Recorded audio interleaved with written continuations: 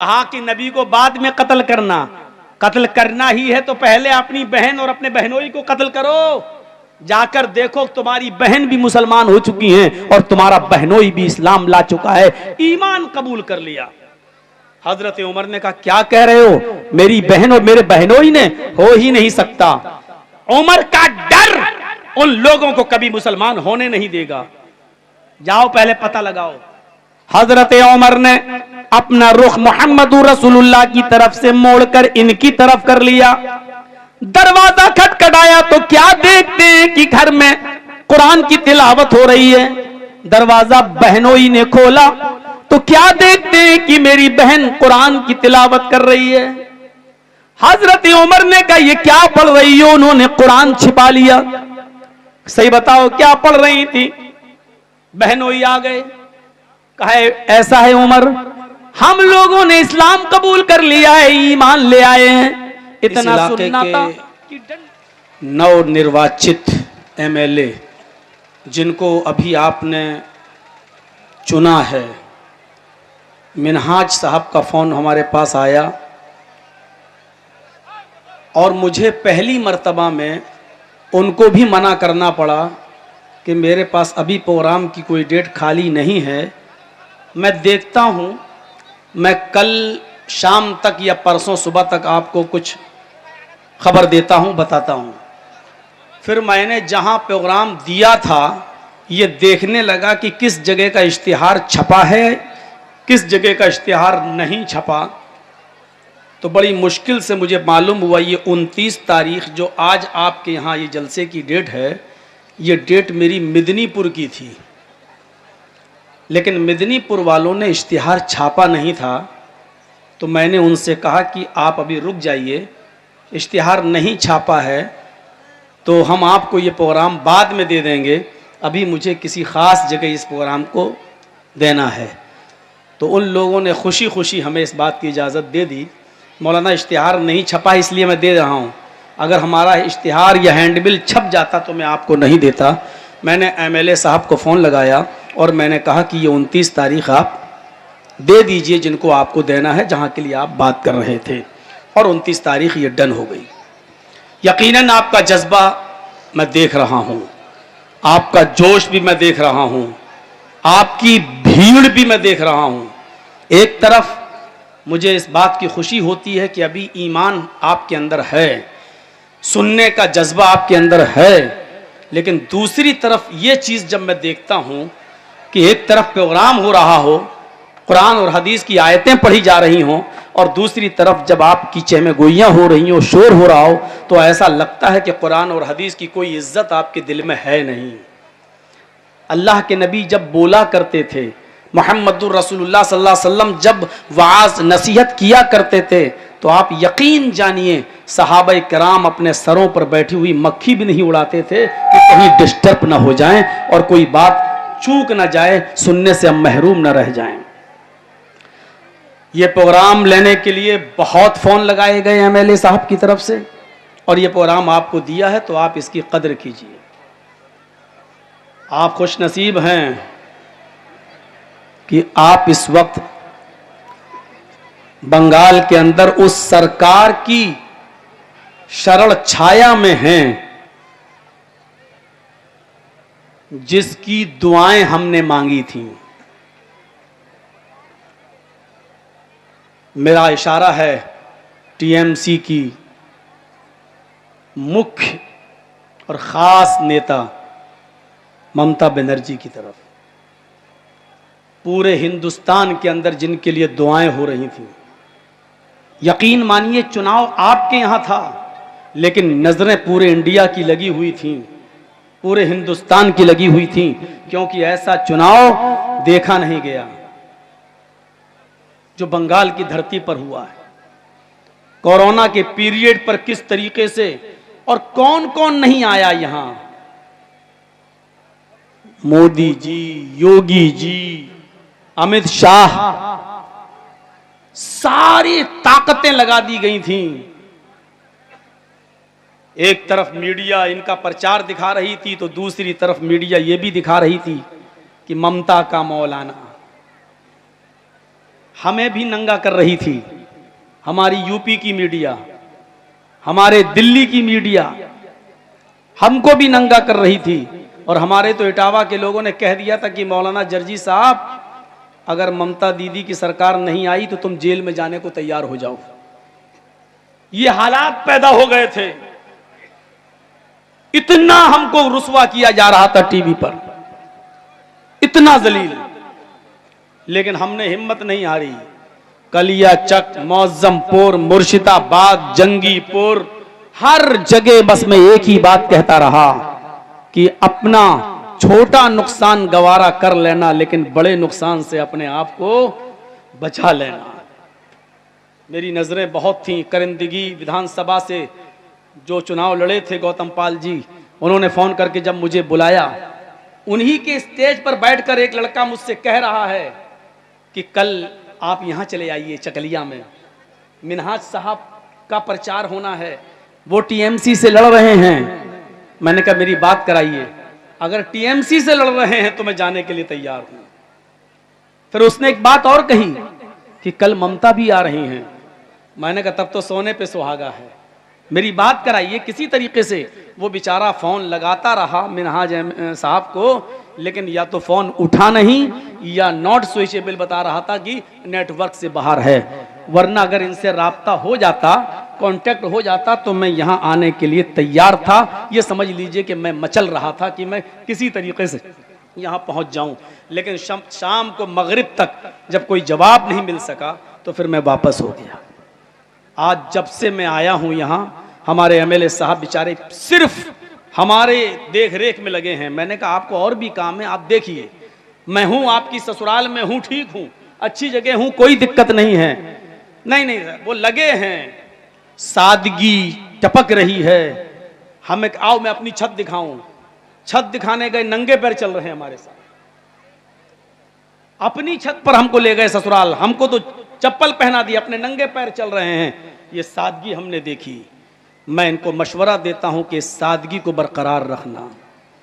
ये सादगी इंसान को बुलंदी के मकाम पर फायज करती है। जितना भारी पेड़ होगा और जितना फलदार पेड़ होगा, उतना ही वो झुका हुआ होगा। झुकनेंगे, जितना आप झुकेंगे उतना बुलंदी पर जाएंगे। अल्लाह ताला हम सब के अंदर से तकब्बुर, कीना, कपट निकाल दे।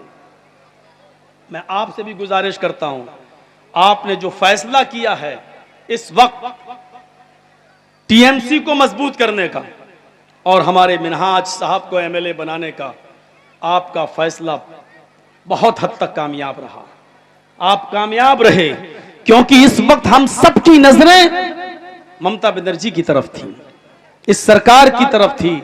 और यह था कि ऊंची चोटी का जोर लगाया जा रहा है, कहीं इस बंगाल को भी गुजरात न बना दिया जाए। इस तरफ हम लोग खौफ से डर रहे थे।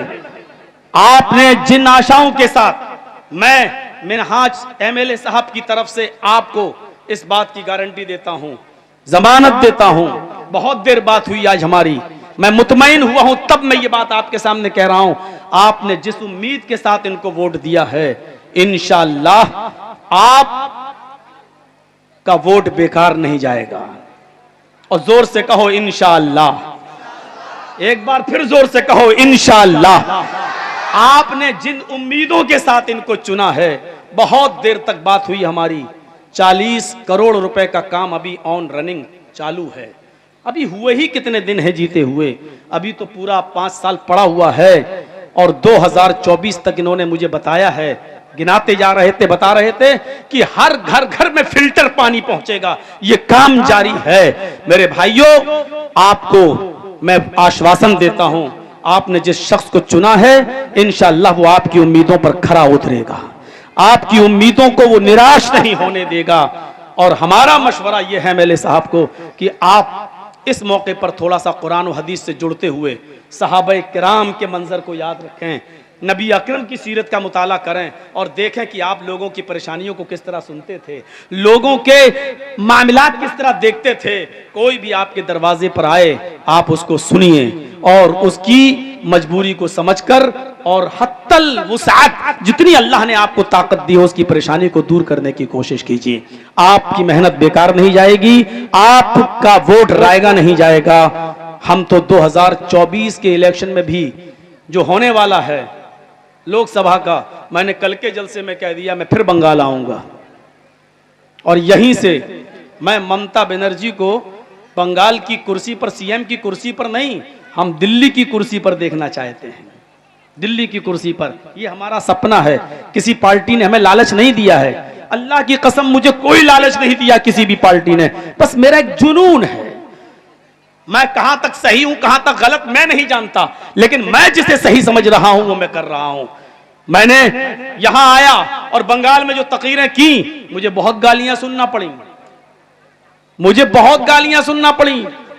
अपनों को छोड़कर गैरों में जा रहे हो, बहुत कुछ सुनना पड़ा, लेकिन हर चीज का जवाब नहीं होता है।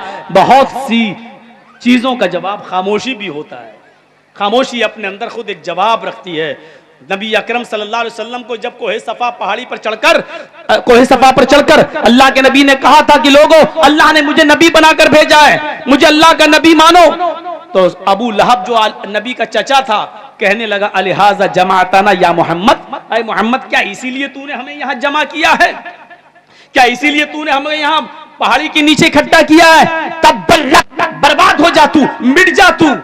नबी अकरम को इतनी बड़ी बद्दुआ और गाली दी, लेकिन अल्लाह के रसूल ने इसका कोई जवाब नहीं दिया। हर सवाल का जवाब नहीं होता है, हर गाली का जवाब नहीं होता है। ये सीखना पड़ेगा आपको भी और हमें भी। हर वक्त आप गुस्से में आके हर टेढ़ी बात का जवाब दें तो जवाब जरूरी नहीं है। अल्लाह के नबी चाहते तो जवाब दे सकते थे, लेकिन आपने जवाब नहीं दिया, पहाड़ी से उतर गए। उसने कहा बर्बाद हो जा तू, क्या इसीलिए तूने जमा किया है? अल्लाह के नबी उतर गए, कुछ नहीं कहा, लेकिन इसका जवाब अल्लाह ताला ने दिया है। तब्बत यदा अबी लहब, आए मेरे नबी को, मेरे हबीब को बद्दुआ देने वाले, बर्बादी की बद्दुआ देने वाले, तू बर्बाद हो जा।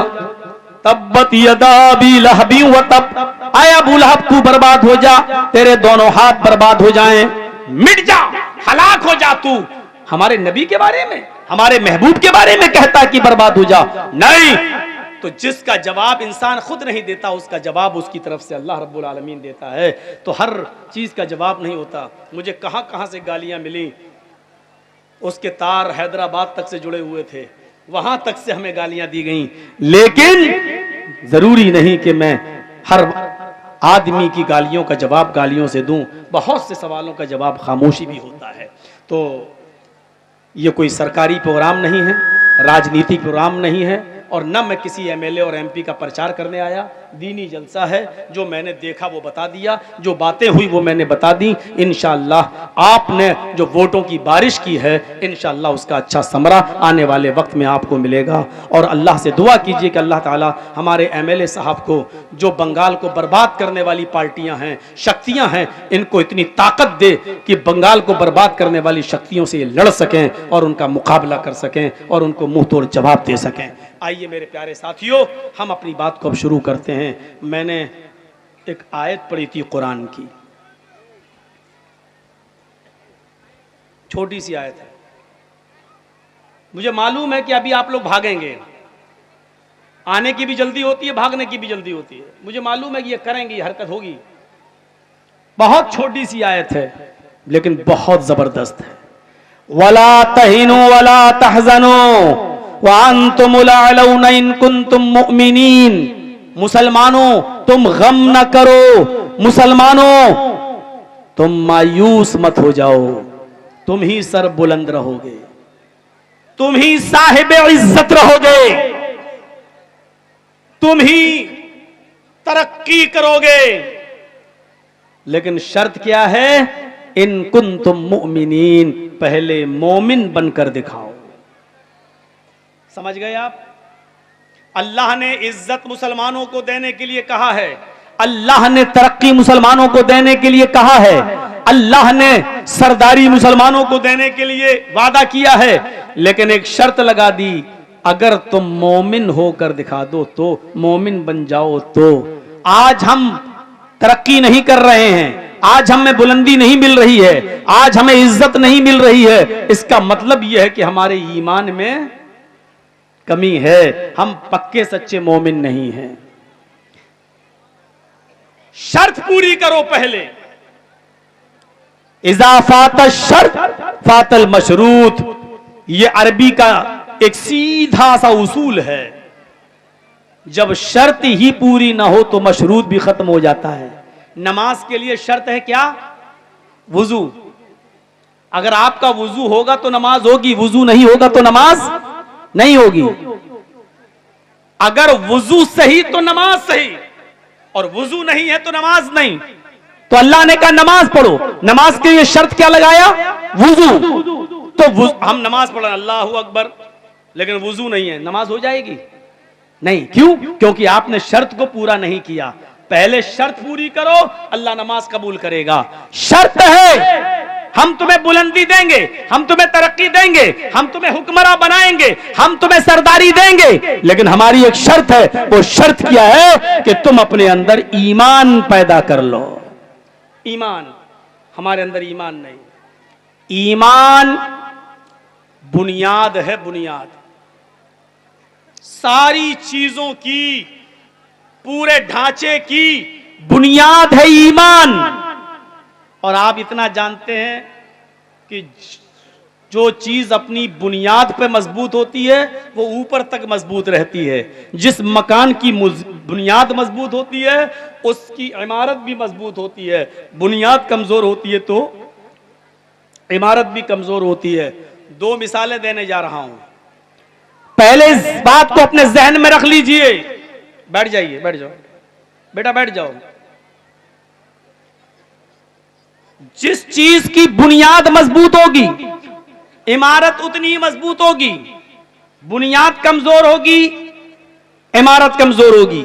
हमारा ईमान जितना मजबूत होगा हमारी इबादतें उतनी ही ज्यादा कबूल होंगी। हमारा ईमान जितना कमजोर होगा हमारा इस्लाम भी उतना कमजोर होगा, हमारी इमारत भी उतनी कमजोर होगी। और हमेशा याद रखिएगा, अपनी बुनियाद को जब छोड़ दोगे तो तरक्की नहीं करोगे। मिसाल देता हूं आपको। एक आम का पेड़ है, उस पे आम लगा हुआ है। मिसाल पर गौर कीजिएगा। यह आम का पेड़ लगा है और आम के पेड़ पर आम लगा है। अचानक हवा चलती है, आम टूटता है और गिरता है।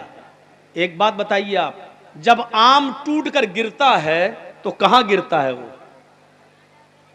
आम का फल जब पेड़ से टूटेगा गिरेगा तो कहां गिरेगा? जमीन पर।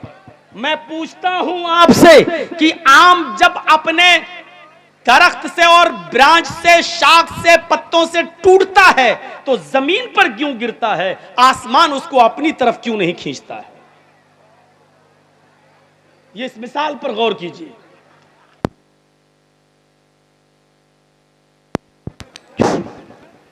माइक वाले, पैसा नहीं मिलेगा। अगर दोबारा गया तो मैं समझूंगा मोदी ने भेजा तुझे,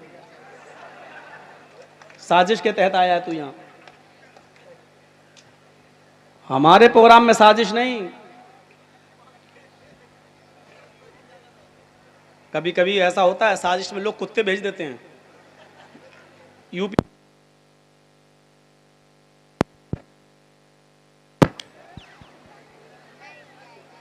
ये तो नौटंकी कर रहा है यार।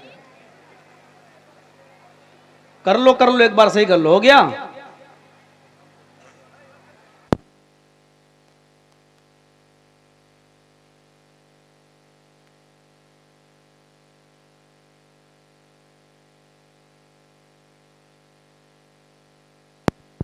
ए भैया बैठ जाओ, बैठ जाओ। कहां जा रहे हो?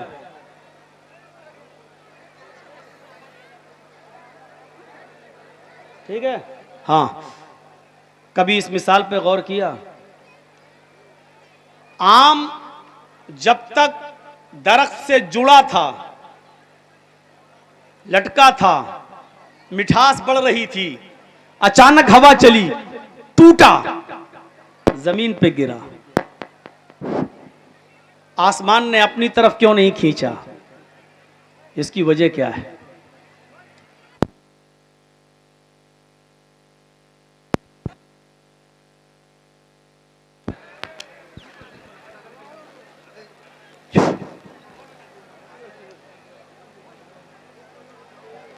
अभी ये लोग डिस्टर्ब कर रहे थे, अब वो करने लगा।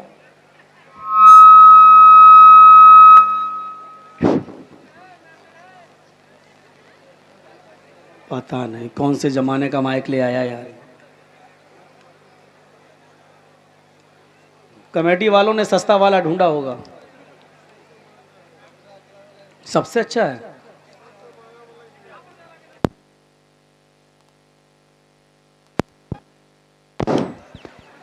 भैया कर दो जल्दी यार। सस्ता वाला नहीं बता रहे हैं, सबसे महंगा वाला है।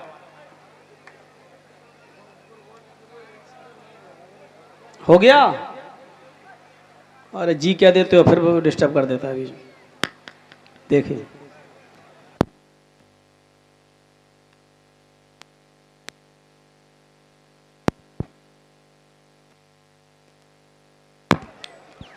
हो गया।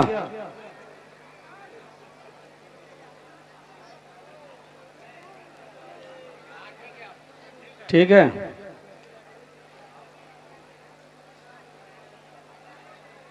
सुनिए, इस मिसाल पर आप गौर कीजिए। चलिए एक और मिसाल पर गौर कर लीजिए। आपने पतंग को देखा होगा, उड़ती है। पतंग उड़ाने वाला जैसी पतंग को झटका देता है, पतंग और ऊपर उड़ती है। थोड़ी देर में आप देखिए वो ढील देता जाता है, पतंग ऊपर चढ़ती जाती है। लेकिन जब दूसरी पतंग वाला आपकी पतंग की डोर को काट देता है, और जैसे ही पतंग अपनी डोर से कटती है, तो ये बताइए वो ऊपर जाती है या नीचे आती है? अभी तक तो ऊपर जा रही थी, अभी तक वो पतंग ऊपर जा रही थी, उसकी डोर हमारे हाथ में थी, उड़ा रहे थे, ऊपर जा रही थी। और अचानक दूसरी पतंग उड़ाने वाले ने मेरी पतंग की डोर को जब काट दिया, तो हवा से वो ऊपर क्यों नहीं गई? फिर वो हिचकोले खाते हुए, कोला मंडी खाते हुए, जंपिंग करते हुए वो नीचे क्यों आई? और नीचे आई तो लड़के उस पर झपट पड़े, या तो फाड़ दिया या किसी एक के हिस्से में आ गई और वो लूट के ले गया। कभी आपने इस मिसाल पर गौर किया है कि पतंग जब अपनी डोर से कटती है तो नीचे क्यों आती है, ऊपर क्यों नहीं जाती? आम का अपने पेड़ से टूटकर जमीन पर गिरना, पतंग का अपनी डोर से कटकर जमीन पर आना, ये चीख चीख कर ये बता रहा है कि जब तक ये चीजें अपनी बुनियाद से जुड़ी हुई थी, तरक्की कर रही थी, ऊपर जा रही थी, और जब इन चीजों ने अपनी बुनियाद से अपना रिश्ता तोड़ लिया, अपनी बुनियाद से अपना रिश्ता काट लिया, तो तरक्की नहीं कर सकती है, जमीन पर आएंगी, गिरना उनका मुकद्दर बन जाएगा। जो चीज अपनी बुनियाद को छोड़ देती है वो तरक्की नहीं करती है, वो जिल्लत की तरफ आती है, पस्ती की तरफ आती है, गिरावट की तरफ आती है, और उस पर लड़के टूटकर उस पतंग के टुकड़े टुकड़े कर देते हैं। आप जब तक ईमान से जुड़े रहेंगे, तरक्की करेंगे, ईमान से अपना रिश्ता तोड़ेंगे, मारे जाओगे, काटे जाओगे, रुस्वा किए जाओगे, जलील किए जाओगे, मोब लिंचिंग करके तुम्हारी हत्याएं की जाएंगी, क्योंकि तुमने ईमान से अपने रिश्ते को तोड़ लिया है, तुमने जड़ से अपना रिश्ता काट लिया है। तुम्हारी बुनियाद थी ईमान, तुमने ईमान से अपना रिश्ता मुनक़ता कर लिया है, आपने काट लिया है, इसलिए तरक्की नहीं कर सकते हो। अब दुनिया में तुम्हें गिरना है, रुस्वा होना है, जलील होना है, और इस जिल्लत की छोटी सी मिसाल इस जलसे में देखने को मिल रही है। कुरान और हदीस पढ़ा जा रहा है और छिछोरे लड़के औबाश शोर कर रहे हैं, ऊधम मचा रहे हैं, हंगामा कर रहे हैं। ये ईमान की कमजोरी नहीं तो और क्या है। जितना अपने ईमान को मजबूत रखोगे तरक्की करोगे, ईमान से रिश्ता तोड़ोगे जमीन पर आओगे, क्योंकि ईमान बुनियाद है, बुनियाद। और बुनियाद मजबूत होगी तो इमारत मजबूत होगी, बुनियाद कमजोर होगी तो इमारत कमजोर होगी। आइए एक चीज की तरफ आपको लाता हूं, बताइए मुझे ये क्या था। अभी आपके गांव में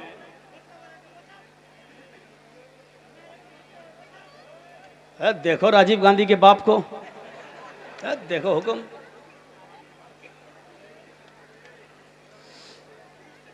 आइए एक मिसाल पर और उसके बाद में वाकयात।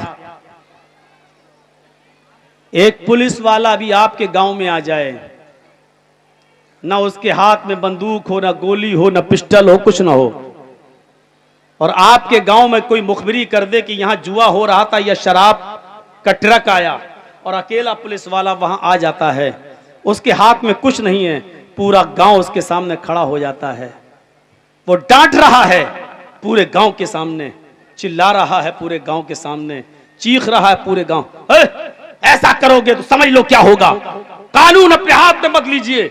अकेला चिल्ला रहा है, उसके हाथ में डंडा भी नहीं है, लाठी भी नहीं है, बंदूक भी नहीं है, और पूरा मोहल्ला पूरा गांव उसकी डांट सुन रहा है, भीगी बिल्ली बना हुआ है, कुछ नहीं बोल रहा है। इस पुलिस वाले को पूरे गांव के सामने कौन सी चीज है जो इसको पूरे गांव का मुकाबला करने के लिए उभार रही है? अकेला पुलिस वाला पूरे गांव को डांट रहा है, फटकार रहा है, क्यों? पूरा गांव उसके सामने डरा और सहमा हुआ है, क्यों?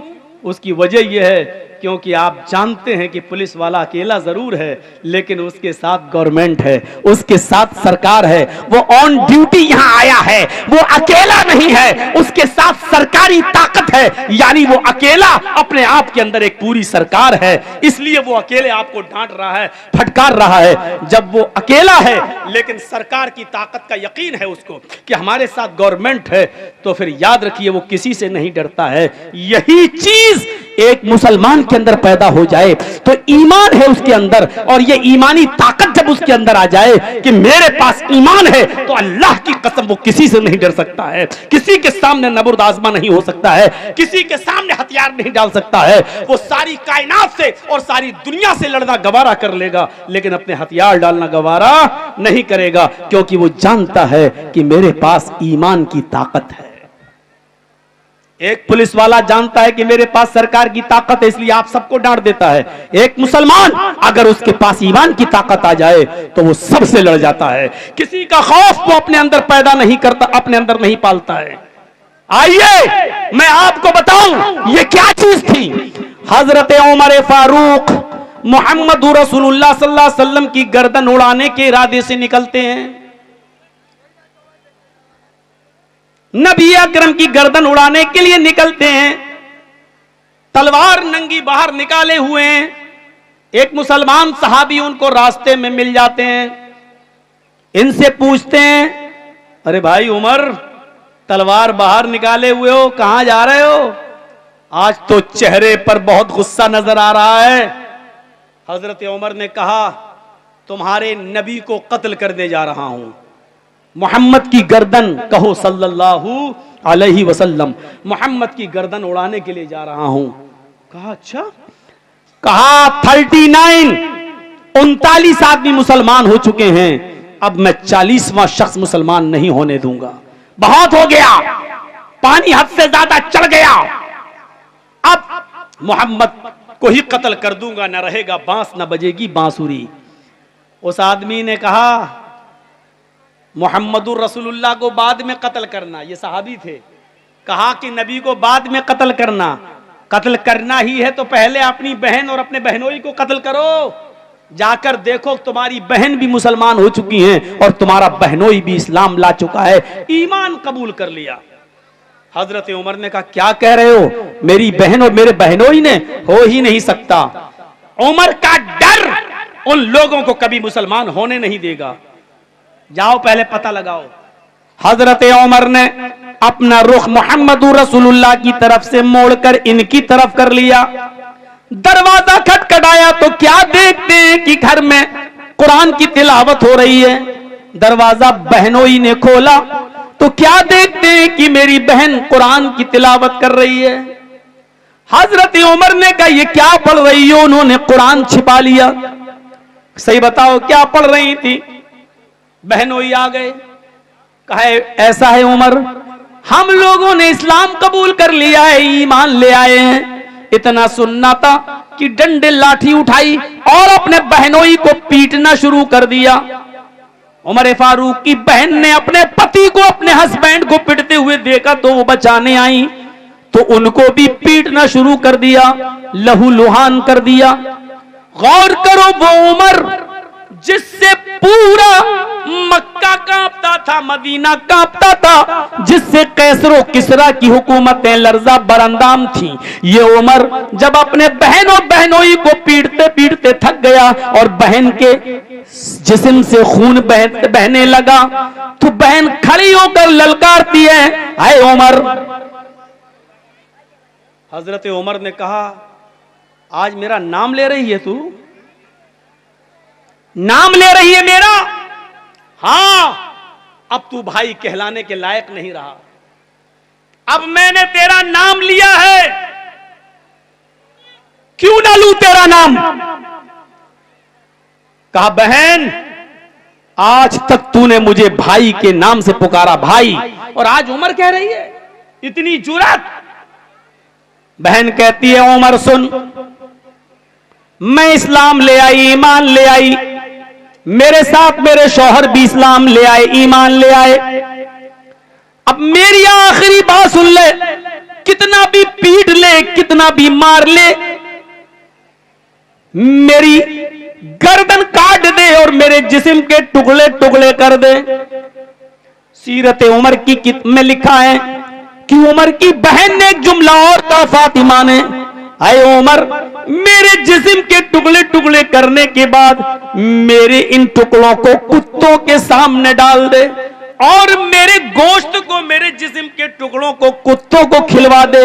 ये सब करवाना मुझे मंजूर है, लेकिन ईमान से भट जाऊं ये मुझे मंजूर नहीं है। मैं ईमान ला चुकी हूं, अब इसको मैं नहीं छोड़ सकती। उमर के सामने तलवार और डंडों के सामने वो खड़ी हो गई और बहनोई भी खड़े हो गए। मैं पूछना चाहता हूं, वो उमर जिससे जमाना कांपता था, लेकिन उसकी बहन उमर का मुकाबला कर रही है, बहन में वो कौन सी ताकत थी और ये ताकत किस चीज की थी जिसने उमर के सामने उसकी बहन को लाकर खड़ा कर दिया है? ये क्या ताकत थी? जब उमर की बहन के अंदर ईमान जाग गया, उसने समझ लिया, और जब ईमान की ताकत उसके अंदर आ गई तो वो ना उमर के डंडों से डर रही है, ना उमर की तलवार से डर रही है, ना उमर के गुस्से से डर रही है। जैसे एक पुलिस वाला जब जान लेता है कि गवर्नमेंट हमारे साथ है तो वो किसी से नहीं डरता है, उसी तरीके से इस बहन ने जान लिया कि ईमान मेरी रगों में दौड़ रहा है, अल्लाह मेरे साथ है, तो फिर उसके दिल से खौफ निकल गया, उसके दिल से डर निकल गया। अब मुझे डरने की जरूरत नहीं है, क्योंकि ईमान मेरी रगों में दौड़ रहा है। जिसके अंदर जितना मजबूत ईमान होगा, उसकी इमारत इस्लाम की उतनी मजबूत होगी। अपने अंदर ईमान की ताकत पैदा करो। अल्लाह की कसम, ईमान अगर अपने अंदर पैदा कर लिया तो दुनिया की सारी ताकतें तुम्हें हेच नजर आएंगी, दुनिया की सारी ताकतें तुम्हें मक्खी या मच्छर जैसी नजर आएंगी। आप किसी से नहीं डरोगे, शर्त यह कि तुम अपने अंदर इस्लाम ईमान पैदा कर लो, अपनी बुनियाद से जुड़ जाओ। नहीं जुड़ोगे तो पतंग की तरह कटोगे, नीचे आओगे। हजरत बिलाल की तरफ नजर डालो, हजरत बिलाल की तरफ नजर डालो मेरे प्यारे साथियों। वही हजरत बिलाल हैं जो निहायत ही काले कलूटे हैं, जिनकी शक्ल इतनी काली कि हदीस की किताबों में आता है कलहुमा। कोयले को और बिलाल को एक जगह रख दिया जाए तो कोयला तुम्हें फिर भी साफ नजर आएगा, बिलाल कोयले से ज्यादा काले। लेकिन यही वो बिलाल है जिनके अंदर ईमानी ताकत इतनी ज्यादा थी कि जब ये इस्लाम लाए, ईमान लाए, तो काफिरों ने इनको पकड़ा, जमीन के ऊपर गरम रेत पर लिटा दिया। रेत गरम है, बालू गरम है, और गरम बालू पर लिटा दिया, जिससे पीड़ जलने लगी। इसके बावजूद उनके ऊपर रहम ना आया तो एक भारी पत्थर लाकर उठाकर उनके सीने के ऊपर रख दिया ताकि उनका सीना दब जाए। इसके बावजूद पूछा गया, आए उमर अब कैसा लग रहा है? इस घिनौनी तकलीफ, दर्दनाक तकलीफ के बावजूद हजरत उमर की जबान से जो जुमले निकले, हदीस की किताब उन जुमलों को रिकॉर्ड करती है। आहद आहद आहद। अब भी मैं यही कहूंगा कि अल्लाह एक है, अल्लाह एक है, अल्लाह एक है। ये बिलाल के अंदर ये स्पिरिट जो आई, बिलाल के अंदर ये ताकत जो आई, पूरे काफिरों के सामने अकेला है बिलाल, जमीन पे लिटा दिया गया है, गरम बालू पे लिटा दिया गया है, भारी पत्थर बिलाल के सीने पे रख दिया गया है, लेकिन बिलाल डर नहीं रहा है, बिलाल कांप नहीं रहा है। बिलाल से पूछा जा रहा कैसा लग रहा है? बिलाल कहते हैं आहद आहद आहद, अल्लाह एक है, अल्लाह एक है, अल्लाह एक है। बिलाल को तमाम लोगों से निडर कौन सी चीज ने बनाया? इसका जवाब वही है, उसी ईमान ने। ईमान की ताकत आप अपने अंदर पैदा करके देख लीजिए, फिर आप देखिए कि दुनिया की बड़ी से बड़ी ताकतों से आप लड़ जाएंगे, डरने का नाम नहीं लेंगे। सिर्फ ईमान की ताकत आप अपने अंदर पैदा कर लीजिए। हजरत बिलाल को जब आहद आहद सुना तो उनको उठाया, फिर दूसरी जगह ले गए। आग के अंगारे बिछे हुए थे, हजरत बिलाल को आग के अंगारों के ऊपर लिटा दिया गया। सुनना बहुत आसान है, सुन लोगे? आग के अंगारों पर लिटा दिया जाए, सुनना बहुत आसान है, लेकिन एक अंगारा अपने हाथ पर, आग का एक अंगारा अपने हाथ की हथेली पर लेकर देखो, आपको पता चल जाएगा। हजरत बिलाल देख रहे हैं, जानते भी हैं आग पर लेटेंगे तो अंजाम क्या होगा। आग पर लिटा दिया गया, उन अंगारों से चर्बी पिघल गई, पीठ पिघल गई, चर्बी की, पीठ की चर्बी से आग और भड़क रही है, बुझने का नाम नहीं ले रही है। अब पूछा गया, बिलाल अब क्या कहते हो? क्या ईमान छोड़ा? ईमान से रिश्ता तोड़ा? बिलाल आग के अंगारों पर लेटे हुए हैं और चीख रहे हैं, अल्लाहु अहद, अल्लाहु अहद, अल्लाहु अहद, अल्लाह एक है, अल्लाह एक है, अल्लाह एक है। हजरत बिलाल को काफिरों ने आग के अंगारों पर लिटा दिया, और फिर भी हजरत बिलाल ये नहीं कह रहे हैं मुझे छोड़ दो, मुझे जाने दो, मुझे माफ कर दो। नहीं नहीं, वो आज उन काफिरों के सामने खड़े हैं और यही कह रहे हैं कि अल्लाह एक है, अल्लाह एक है। ऐसी मंजिलें नहीं मिलती हैं कि अल्लाह के नबी ने कभी बिलाल से कहा था, आए बिलाल, आए बिलाल, मुझे अल्लाह ने जन्नत भी दिखाई, मुझे अल्लाह ने जहन्नम भी दिखाई। जब मैं जन्नत देख रहा था तो मुझे अपने आगे आगे जूतों की आवाज सुनाई दी। मैंने पूछा, जिब्रील ये जूतों की आवाज किसकी है? मुझे तो कोई दिखाई नहीं दे रहा है। बिलाल, जिब्रील ने बताया कि ये बिलाल हैं जो दुनिया में हैं, लेकिन उनके जूतों की आवाज तुम जन्नत में सुन रहे हो। यानी बिलाल ने इतनी तकलीफें उठाई हैं दीन के लिए, ईमान के लिए, कि अल्लाह ने उनको जन्नत दे दी। ऐ मोहम्मद सल्लल्लाहु अलैहि वसल्लम, दुनिया में जाना और बिलाल से कह देना कि अल्लाह ने तुम्हें जन्नत दे दी, तुम्हारे जूतों की आवाज में सुन के आया हूं। ये ईमान का रिजल्ट है, ये ईमान का नतीजा है। हम अपने अंदर पहले ईमान पैदा कर लें और फिर देखें। मेरे भाइयों, मैंने शुरुआत कहां से की है? आम के फल से की है। अगर गिरता है, टूटता है तो आसमान पर नहीं जाता, जमीन पर। क्यों? जो चीज अपनी बुनियाद से रिश्ता तोड़ लेती है उसका मुकद्दर तरक्की नहीं होती है, पस्ती होती है। जो पतंग अपनी डोर से कटती है तो ऊपर नहीं जाती, नीचे आती है, क्योंकि उसने अपनी बुनियाद से रिश्ता तोड़ लिया है। आपकी और हमारी बुनियाद है ईमान। अगर इससे हमने अपना रिश्ता तोड़ लिया तो कभी हम तरक्की नहीं कर सकते हैं, हम तनज़्ज़ुली का शिकार होंगे, हम नीचे जाएंगे। खालिद इब्ने वलीद ने एक जंग के अंदर 9 तलवारें तोड़ डाली, हारी हुई जंग को जीत में बदल दिया। हर तरफ खालिद इब्ने वलीद के चर्चे होने लगे। वाह क्या लड़ा खालिद, क्या लड़ा खालिद, वाह खालिद इब्ने वलीद। हजरत उमर फारूक को जब पता चला कि लोगों ने हजरत खालिद इब्ने वलीद की तारीफें करना शुरू कर दी, तो हजरत खालिद इब्ने वलीद को सिपह सालारी के ओहदे से हटा दिया, कमांडर इन चीफ के ओहदे से हटा दिया। अच्छा एक बात बताइए, हम अच्छा काम करेंगे तो हमारा प्रमोशन होना चाहिए या डिमोशन होना चाहिए? प्रमोशन होना चाहिए। हजरत खालिद इब्ने वलीद ने 9 तलवारें तोड़ी, जीत हारी हुई जंग को जीत में बदल दिया, चारों तरफ चर्चे हो रहे हैं, तो हजरत उमर को उनको आगे बढ़ाना चाहिए, प्रमोशन देना चाहिए या नीचे? अकल तो यही कहती है कि आगे प्रमोशन देना चाहिए, लेकिन हजरत उमर ने उल्टा किया। क्या किया? खालिद इब्ने वलीद को माजूल कर दिया, उनको कमांडर इन चीफ के ओहदे से हटा दिया और आम सिपाही बनाकर तलवार दे दी, जाओ अब तुम कमांडर इन चीफ नहीं, किसी भी जंग में जाओगे तो एक मामूली सिपाही की हैसियत से लड़ोगे। लोगों ने कहा खालिद उमर ने तुम्हारी इंसल्ट की है, उमर ने तुम्हें जलील किया है, तुमने तो बहादुरी दिखाई है जंग के अंदर, तुम्हें तो इनाम मिलना चाहिए था, लेकिन खालिद तुम्हें हटा दिया गया है, छोड़ दो उमर को, हट जाओ, इस्तीफा दे दो, तुम्हारे लिए बहुत से रास्ते खुले हैं, इधर आ जाओ। खालिद इब्ने वलीद ने जो जवाब दिया वो ईमान से भरा हुआ जवाब था। खालिद इब्ने वलीद ने क्या जवाब दिया? नहनु नुकातिलु फी सबीलिल्लाह वला नुकातिलु फी सबील उमर। हम जो जंग लड़ रहे थे वो अल्लाह के रास्ते में लड़ रहे थे, उमर के रास्ते में नहीं लड़ रहे थे। हमने जंग अल्लाह के लिए लड़ी है, उमर के लिए नहीं है। हम मामूली सिपाही बनकर भी हम जिहाद करेंगे, लेकिन उमर के लिए नहीं, उमर के रब के लिए करेंगे। मेरे भाइयों, ये इस्लाम था, ये ईमान था उस जमाने के सहाबा के अंदर। तुम तो अपने भोले भाले जो दूर से आए हैं, ये मुसलमान भाई जो सुनने के लिए आए हैं, तुम उनको तकलीफ देने के लिए उनके सामने खड़े हो गए हो, तुम उनके लिए मुसीबत बने हो, तुम अपने भाइयों को रास्ता नहीं दे सकते हो, उनके लिए बैठ नहीं सकते हो, तुम इस्लाम के लिए अपनी जान की कुर्बानी क्या दोगे?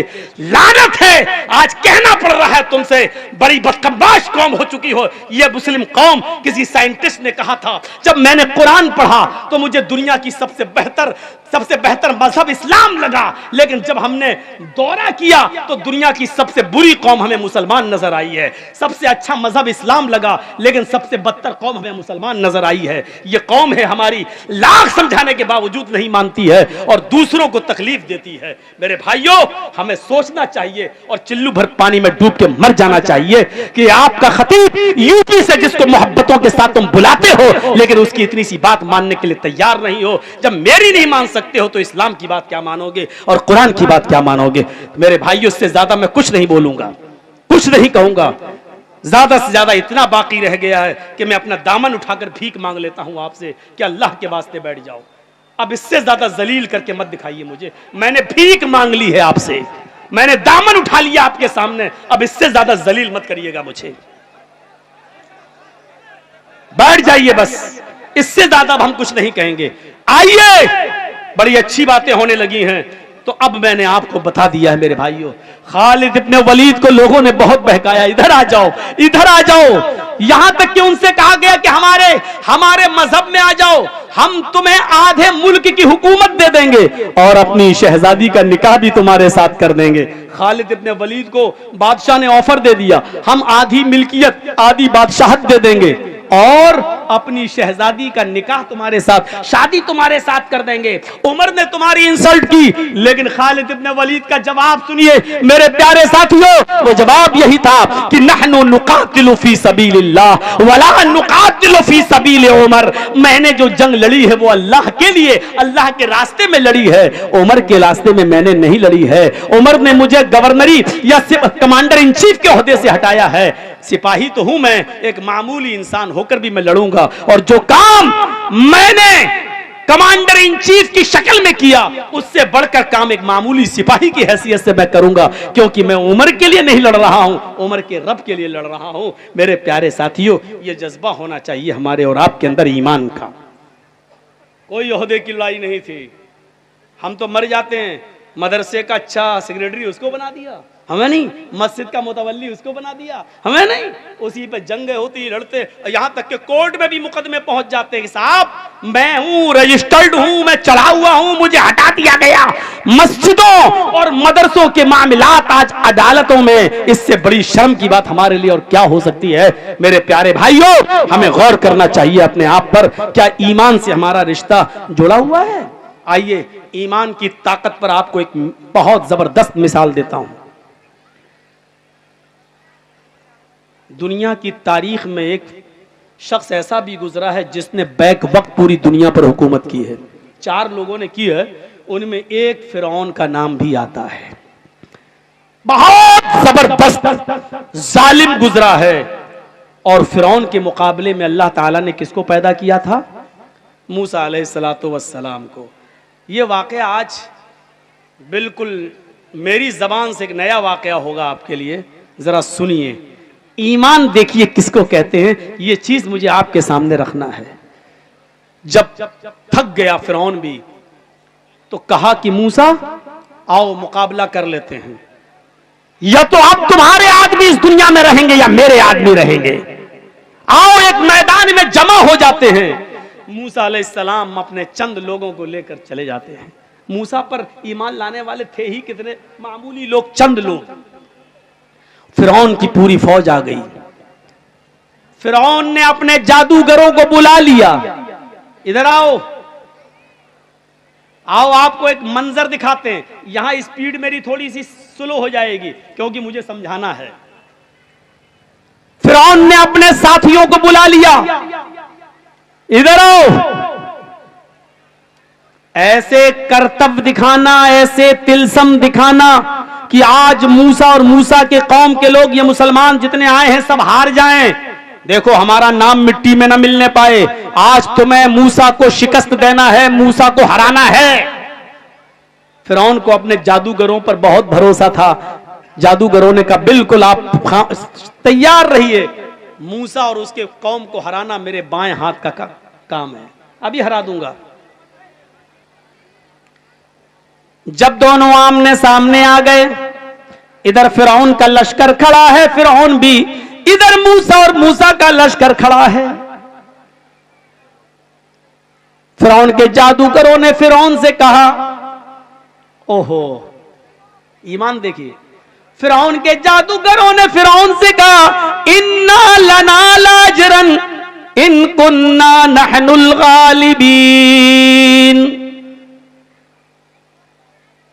आए फिरौन, आए हमारे बादशाह, अगर हम मूसा से जीत गए, मूसा पर गालिब आ गए, मूसा को हरा दिया, तो हमें क्या इनाम मिलेगा? इन्ना लना लाजरन इन कुन्ना नहनुल गालिबीन। अगर हम गालिब आ गए, कुरान कह रहा, कुरान, अगर हम गालिब आ गए तो हमें क्या इनाम मिलेगा? हमें आप क्या नवाजेंगे, हमें क्या देंगे? उधर से फिरौन की तरफ से जवाब आता है, नाम व इन्नकुम लमिनल मुकर्रबीन, तुम हमारे खास लोगों में शामिल हो जाओगे, कैबिनेट में तुम्हें जगह मिल जाएगी, तुम हमारे मुकर्रब बन जाओगे, मेरे आसपास बैठोगे, मेरे साथ चलोगे, खाओगे पियोगे।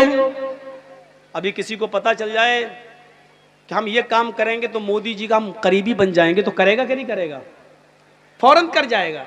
क्यों? अरे भाई मोदी का मुकर्रब बन जाए तो समझ लो कि इंडिया मेरे हाथ में। अब सोचो कि फिरौन के जादूगरों को जब फिरौन ने यह कहा कि हम तुम्हें अपना मुकर्रब बना लेंगे, अपना करीबी बना लेंगे, अपने दरबार में तुम्हें शामिल कर लेंगे, तो फिरौन के जादूगरों का हौसला कितना बुलंद हो गया होगा। हैं? वो फिरौन जिसकी हुकूमत आधी दुनिया से ज्यादा हिस्से पर रही हो, उसका करीबी हो जाना कितने बड़े कमाल की बात थी। बस शुरू हो गया मुकाबला। फिरौन के जादूगरों ने, ए बेटा कमर में दर्द हो रहा है, बैठ जाओ, अभी तो कमर से काम ही नहीं लिया, दर्द हो गया।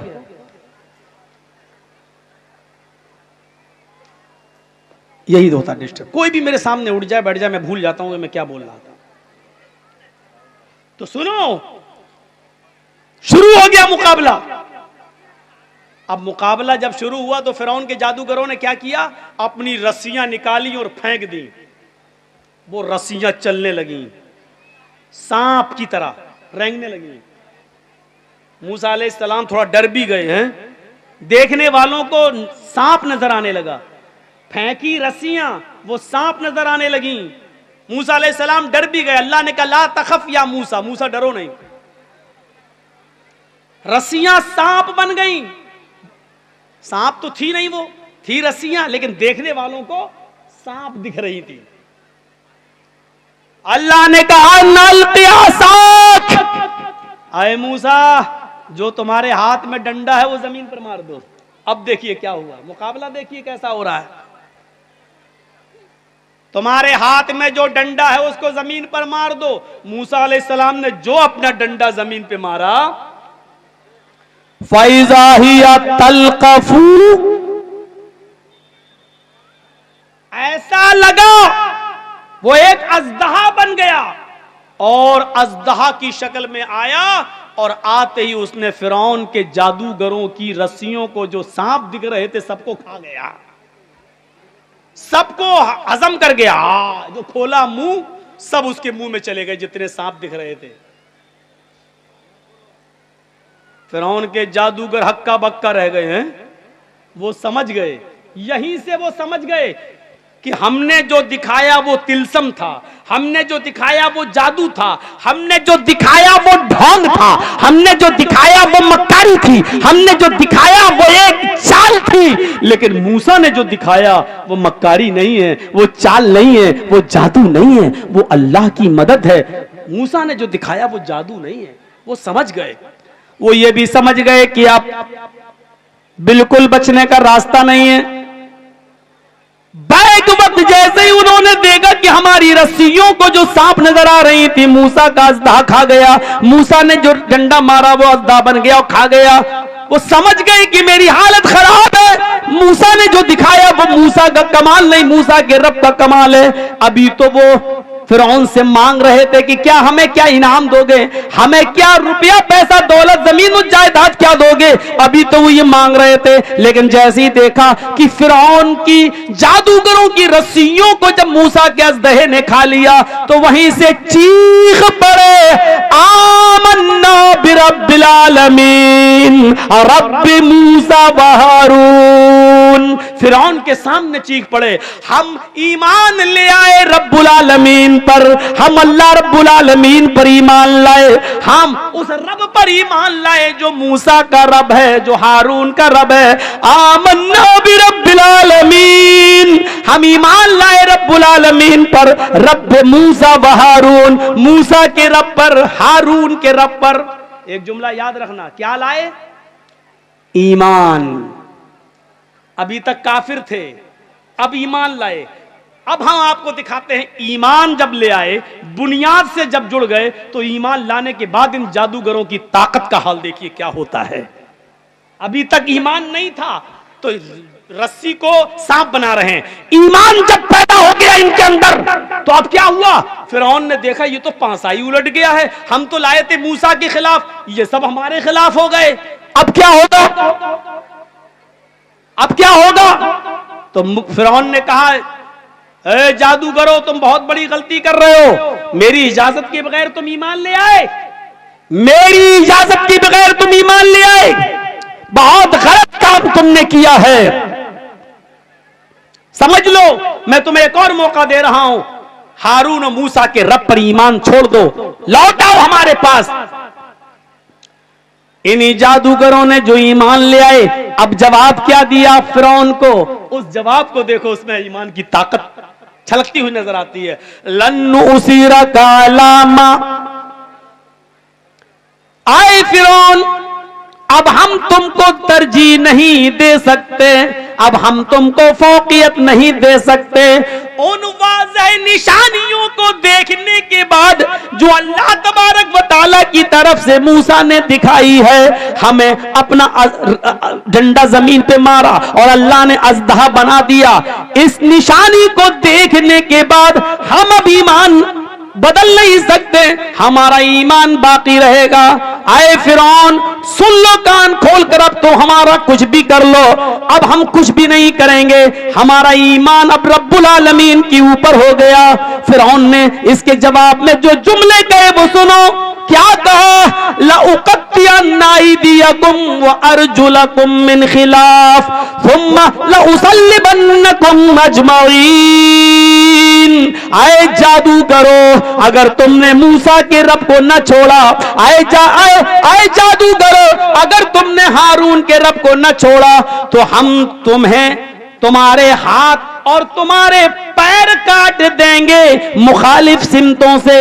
लउक़त्तिअन्ना अयदियकुम व अर्जुलकुम मिन खिलाफ, हम तुम्हारा दाहिना हाथ काटेंगे तो उल्टा बायां पैर हम तुम्हारा काट देंगे, और अगर हमने बायां हाथ काटा तो दायां पैर हम तुम्हारा काट देंगे। तुम्हारा एक हाथ और एक पैर काटेंगे, अगर हाथ दायां काटा तो पैर बायां, और पैर अगर हमने दायां काटा तो हाथ बायां।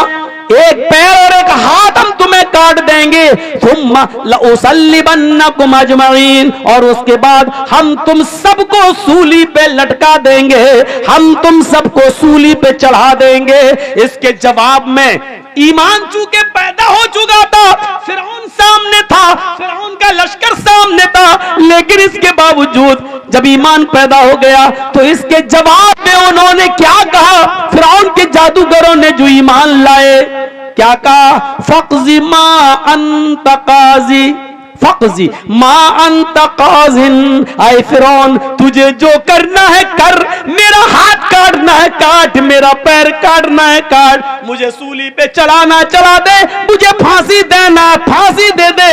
अंत क़ाज़िन, तू काजी है, तू जज है, तू जो चाहे कर, तुझे इख्तियार है कर ले, लेकिन इतना याद रखना इन्नमा तक़ज़ी हाज़िहिल हयातिद दुनिया, तू सिर्फ दुनिया की जिंदगी का फैसला कर सकता है, आखिरत की जिंदगी का फैसला तू नहीं कर सकता। आखिरत में तो मेरा रब मेरे साथ है ही, इसलिए तुझे दुनिया में जो करना हो कर ले।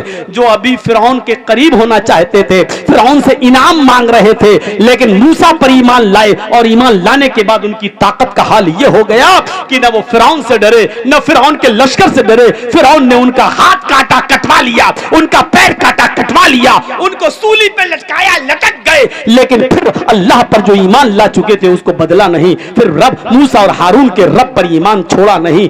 ईमान ये होता है और ईमान की ताकत ये होती है। क्या हमारे पास ईमान की ताकत है? ये हम अपनी सोसाइटी पर नजर डालें, हम अपने मंजर पर नजर डालें, हम अपने समाज पर नजर डालें और देखें कि कितना ईमान है हमारे अंदर, कितने % हम मुसलमान हैं। हम अपनी जिंदगियों पे भी तो नजर डालें। वो तारिक इब्ने ज़ियाद जिसकी तारीख आपने पढ़ी होगी, वो तारिक इब्ने ज़ियाद जब बहुत से शहरों को फतह करते हुए अफ्रीका के जब स्पेन की धरती पर पहुंचता है, वो तारिक इब्ने ज़ियाद बहुत से मुल्कों को फतह करने के बाद जब स्पेन की धरती पर, स्पेन की सरजमीन पर पहुंचता है, तो तमाम लश्कर वालों का जो तारिक इब्ने ज़ियाद की फौज थी, तमाम उस फौज के बारे में हुक्म देता है कि कश्तियों में आग लगा दो।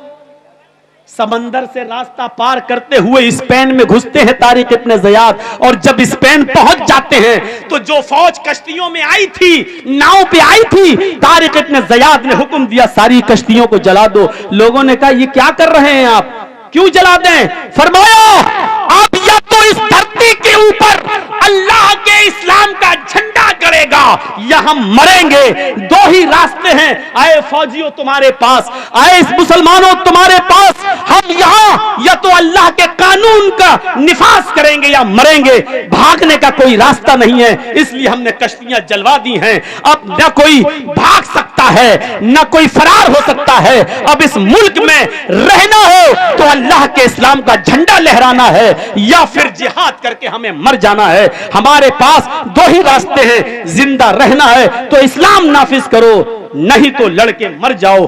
भागना, कोई भागे नहीं, इसलिए मैंने कश्तियां जला दी ताकि न रहेगा बांस न बजेगी बांसुरी। ये ईमान था, ईमानी ताकत उनके अंदर थी। मेरे भाइयों, ये डर पैदा हुआ कि अगर ये यहाँ स्पेन की फौज से कहीं हमारे मुसलमान डर न जाएं, कहीं कश्ती से आए, कश्ती उठाकर फिर भाग न जाएं, इसलिए स्पेन पहुंचने के बाद तारिक इब्ने ज़ियाद ने कश्तियां जलवा दी और कहा अब या तो रहेंगे तो इस्लाम कायम करेंगे या फिर लड़कर मर जाएंगे।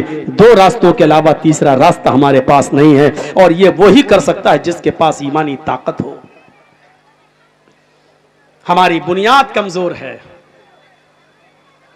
अभी देख लीजिए, अभी एक लड़के की किसी लड़की से शादी की बात माँ बाप चलाने लगे, ईमान का अंदाजा लगा लीजिएगा, वहीं पर फौरन बात होते होते होते होते बात आ जाएगी। बेटा क्या करता है कि कपड़े की दुकान है, 10 लाख रुपए की दुकान है, उस पर बैठता है। फौरन लड़के का बाप एकदम कहेगा कि जब 10 लाख की दुकान पे बैठता है तो कम से कम एक मोटरसाइकिल तो आप दे ही दोगे। मेरा बेटा 10 लाख की दुकान पे बैठता है, कपड़े की दुकान पे बैठता है, तुम्हारी बेटी को खिलाएगा पिलाएगा, तो क्या आप दुकान पे आने जाने के लिए क्या एक बाइक नहीं दे सकते हो? अभी पता चल जाएगा शादियों के मौके पर कि ईमान कितना % हमारे अंदर मौजूद है। मेरे भाइयों, मैंने कल के भी जलसे में कहा था कि जब कोई अपने बेटे के नाम पर बाइक मांगता है, मोटरसाइकिल मांगता है, तो अल्लाह की कसम मुझे ऐसा लगता है कि इससे बड़ा इंटरनेशनल भिखारी कोई है ही नहीं। मेरे दरवाजे पर कोई लगड़ा लूला आए, 100, 200, 500 रुपए देने में अच्छा लगता, कमाने के लायक नहीं है, हाथ कटे हैं, पैर कटे हैं, लंगड़ा है, आंखों से अंधा है, अल्लाह के नाम पे मांग रहा, 100 रुपए दे दो बेचारे को, अच्छा लगता है क्योंकि वो अल्लाह के नाम पे मांग रहा है। अब ईमानदारी के साथ बताओ, ये हट्टा कट्टा नौजवान तंदुरुस्त और अपने बेटे के नाम पे कह रहा है 70,000 की बाइक दे दो, वो अल्लाह के नाम पे मांग रहा है, ये बेटे के नाम पे मांग रहा है। तो ईमानदारी के साथ बताइए कि इंटरनेशनल भिखारी कौन हुआ? जो अल्लाह के नाम पे 100 रुपए मांगता वो, या जो अपने बेटे के नाम पर मोटरसाइकिल मांग रहा है वो कौन है? ये आप फैसला करके बताइए कि इन दोनों में इंटरनेशनल भिखारी कौन है। अल्फाज मेरे कड़वे हैं, सख्त हैं, जहरीले हैं, लेकिन सुनना पड़ेगा आपको। माफी नहीं मांगूंगा मैंने भीख मांग ली शेरवानी का दामन उठाकर अपनी कौम के लिए, लेकिन यहां मैं गलत नहीं हूं। मैंने कहा है इंटरनेशनल भिखारी, मैं अपने जुमलों पे कायम हूं, इसके लिए मैं आपसे माफी का चंदा नहीं मांगूंगा कि माफ कर दो। नहीं, क्यों मांगे? हमने कोई गलत बोला है क्या? हो तो हो इंटरनेशनल भिखारी, मैं क्या करूं? अपने बेटे के नाम पे मांगोगे और हम आपको भिखारी भी ना कहें? वाह साहब,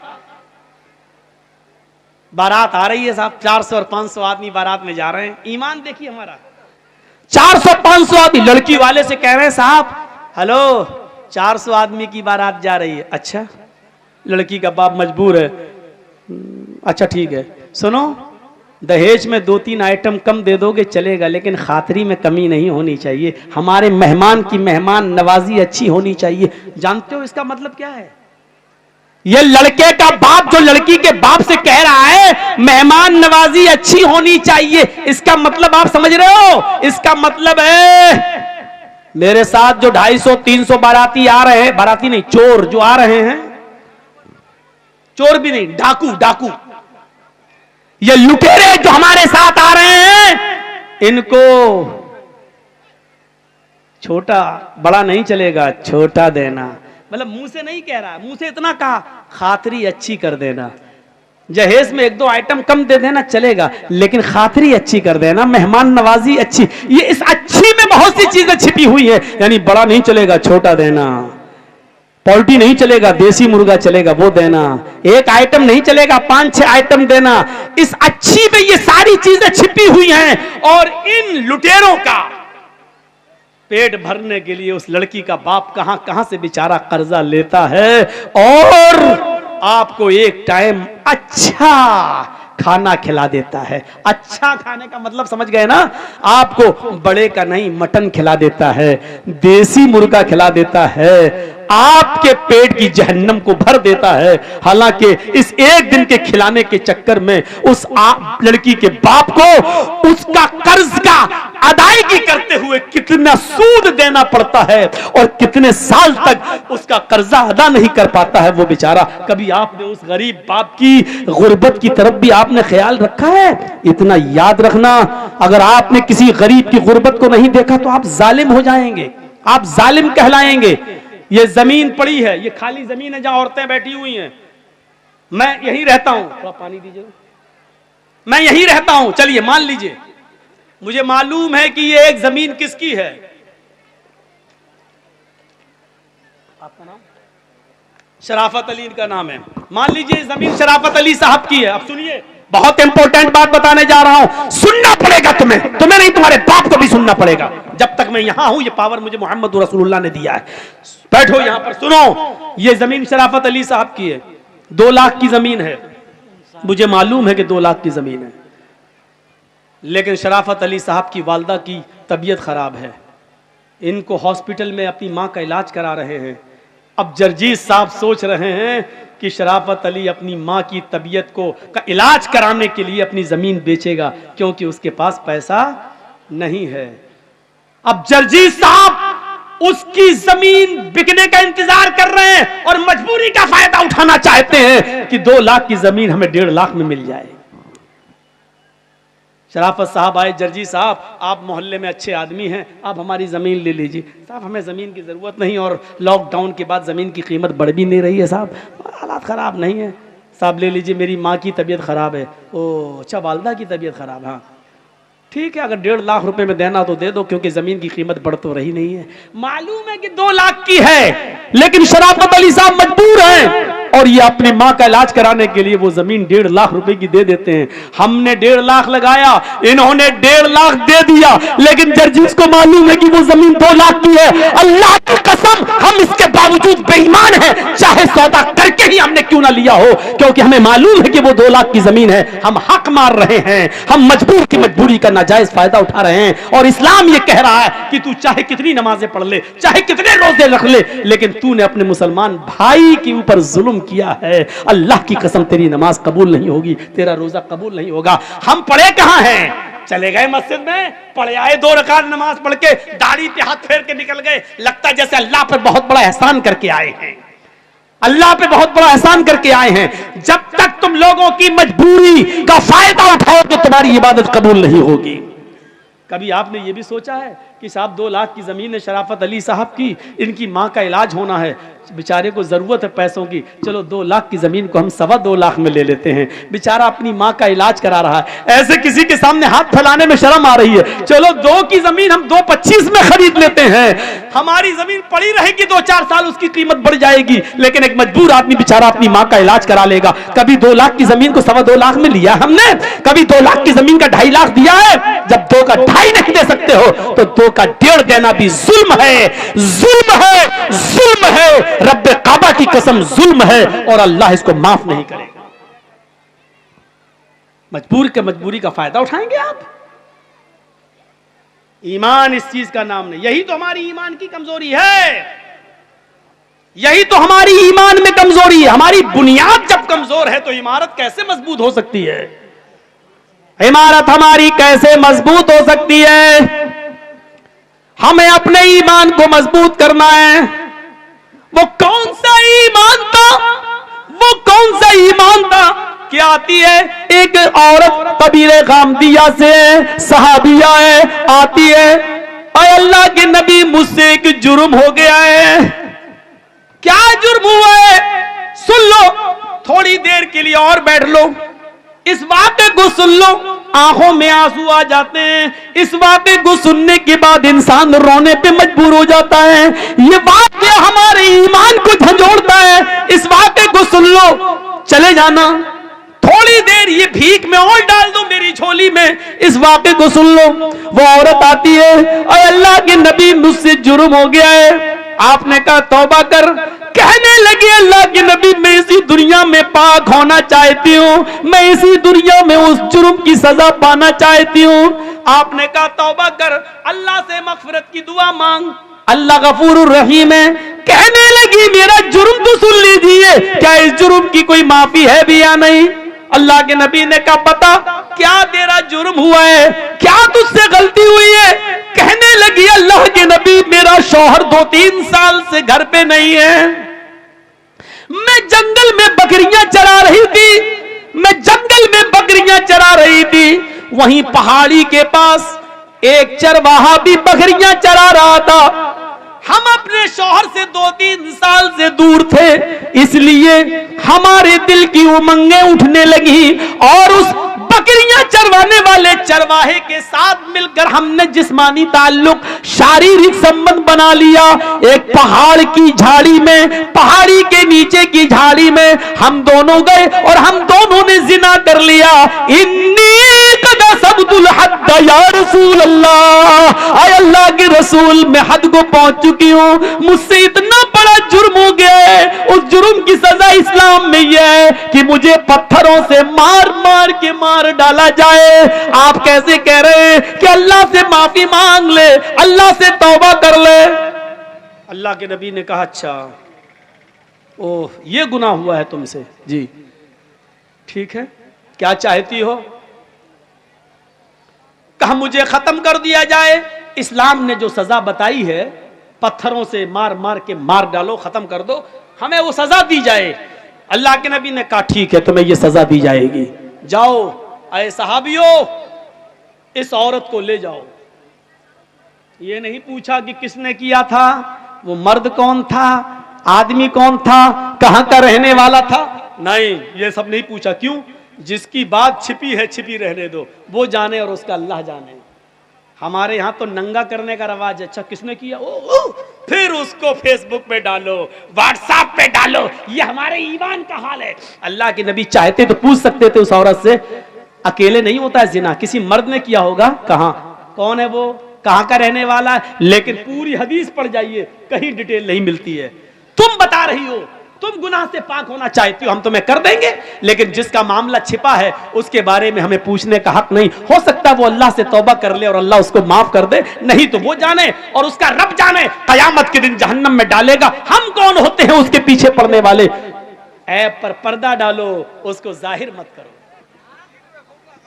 उसको जाहिर मत करो। ये मेरी मां बहन इस वाक़े को सुने, बहुत अच्छा वाक़या है, तुम्हारे लिए वाक़या है, तुम्हें भी इससे इबरत मिलेगी। अल्लाह के नबी कहते हैं कि जाओ इस औरत को ले जाओ और सीने के बराबर, ये सीना जो होता है औरत का, यहां इतना इसको जमीन में गाड़ देना और सर पे पत्थर मारना, और उस वक्त तक पत्थर मारो जब तक कि ये औरत मर न जाए, इसकी रूह न निकल जाए। ये औरत की सजा क्या है? शादीशुदा मर्द की और शादीशुदा औरत की अगर वो जिना कर ले तो सजा क्या है? पत्थरों से मारा जाएगा। मर्द को दौड़ा दौड़ा के मारा जाएगा। मर्द को एक मैदान में खड़ा कर दिया जाएगा बीच में, और चारों तरफ पब्लिक रहेगी, आवाम, सबके हाथों में पत्थर होंगे, और इस तरीके से चारों तरफ घेरा बना लिया जाएगा कि वो भागने ना पाए, और बीच में उस आदमी को खड़ा कर दिया जाएगा और फिर पत्थर मारे जाएंगे।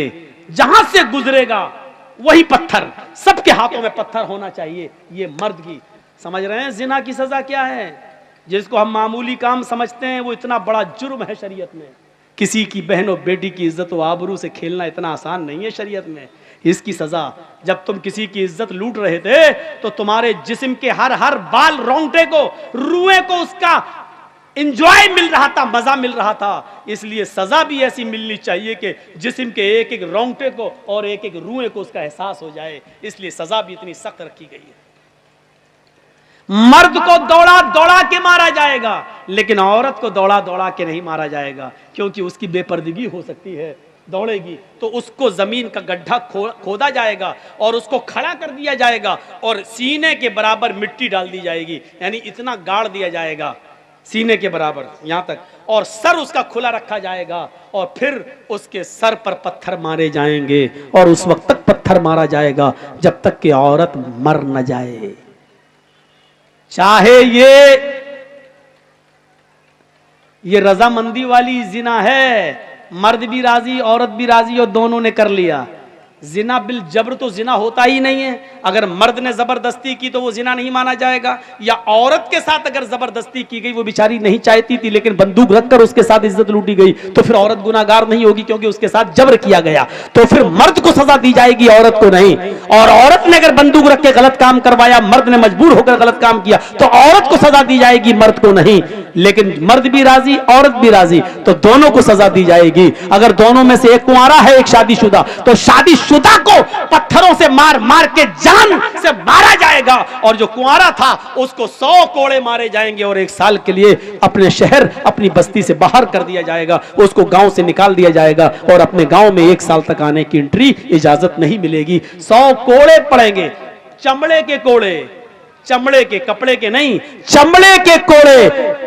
10-20 कोड़ों में ही वो बैठ जाएगा, कराने लगेगा। 100 कोड़े में तो अल्लाह बेहतर जाने बचेगा भी कि नहीं बचेगा। तो मेरे भाइयों, 100 कोड़े जिंदगी भर के लिए फिर उठने के लायक नहीं रहेगा। अगर बच भी गया तो जिंदगी भर चलने के लायक नहीं रहेगा, उठने के लायक नहीं रहेगा बिस्तर पर। ऐसे 100 कोड़े उसके ऊपर मारे जाएंगे, और 100 कोड़े मारने के बाद भी उसको गांव में रहने की इजाजत नहीं। 1 साल के लिए उसको इस शहर से दूसरे शहर में दाखिल किया जाएगा। उसको अपने शहर में एंट्री नहीं है, क्योंकि उसको देखकर लोग उस लड़की को याद करेंगे, अच्छा ये ओ फला की लड़की के साथ इसने, तो उस लड़की की बेइज्जती होगी जिसके साथ इसने रेप किया है या जिना किया है। इसलिए उस लड़की की इज्जत को बहाल करने के लिए 100 कोड़े मार को 1 साल के लिए इसको शहर से बाहर निकाल दो। ये इस्लाम ने सजा मुतय्यन की है।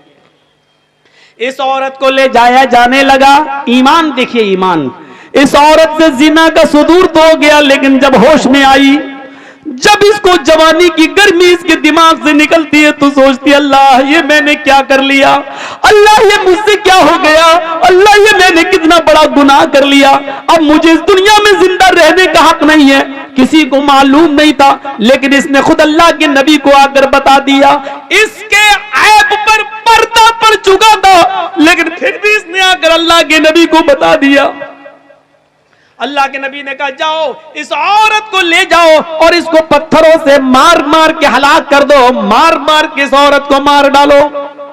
सहाबा उसको लेके जाने लगे, पकड़ा, चल जल्दी चल। उसको खींच लिया, वो गिर गई। जैसी वो काम दिया गिरी, वो औरत जमीन के ऊपर गिरी, तो उसने अपना पेट सबसे पहले पकड़ा। ऐसे सहाबा ने पूछा क्या हुआ, क्या बात है, ऐसे चलेगी तो कब तक पहुंचेगी तू मैदान में, कब तुझे मारा जाएगा। कहने लगी ओ मोहम्मद के साथियों सल्लल्लाहु अलैहि वसल्लम, आए नबी के साथियों, मुझे धीरे धीरे ले चलो। जिस आदमी ने मेरे साथ मुंह काला किया था, जिस आदमी ने मेरी इज्जत लूटी थी, जिस आदमी से मैंने जिना किया था, उस आदमी का गर्भ मेरे पेट में ठहर गया है, उसका हमल मेरे पेट में ठहर गया है। मेरे पेट में एक मासूम जिंदगी है, मेरे पेट में उस आदमी का बच्चा पल रहा है। धीरे धीरे ले चलो, मैं तेज नहीं चल सकती। सहाबा ने कहा तेरे पेट में बच्चा है? कहने लगी हाँ। रुको, सहाबा अल्लाह के नबी के पास आए। अल्लाह के नबी, आपने उस औरत को कत्ल करने का, मारने का हुक्म दिया है, लेकिन उस औरत के पेट में तो बच्चा है। आपने बुलाया, इधर आओ। आई, तुम्हारे पेट में बच्चा है? जी। तो तुमने पहले क्यों नहीं बताया?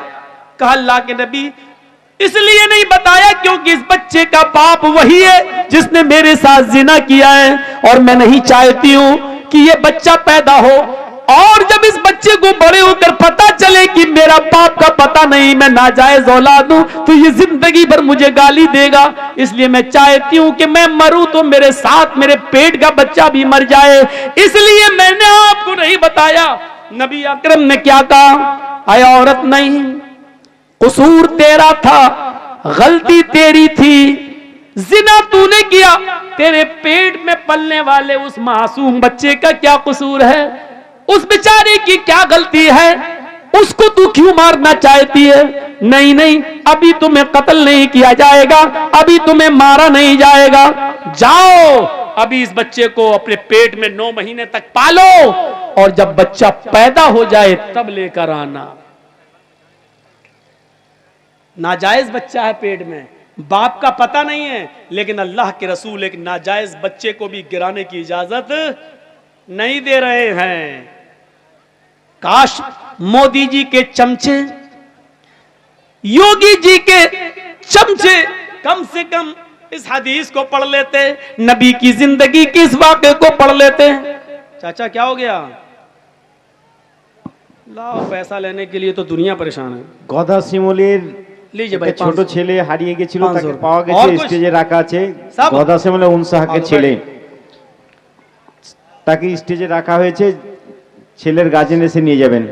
सुनिए सुनिए सुनिए थोड़ा सा, आप इधर देखिए, बड़ा अच्छा वाकया है।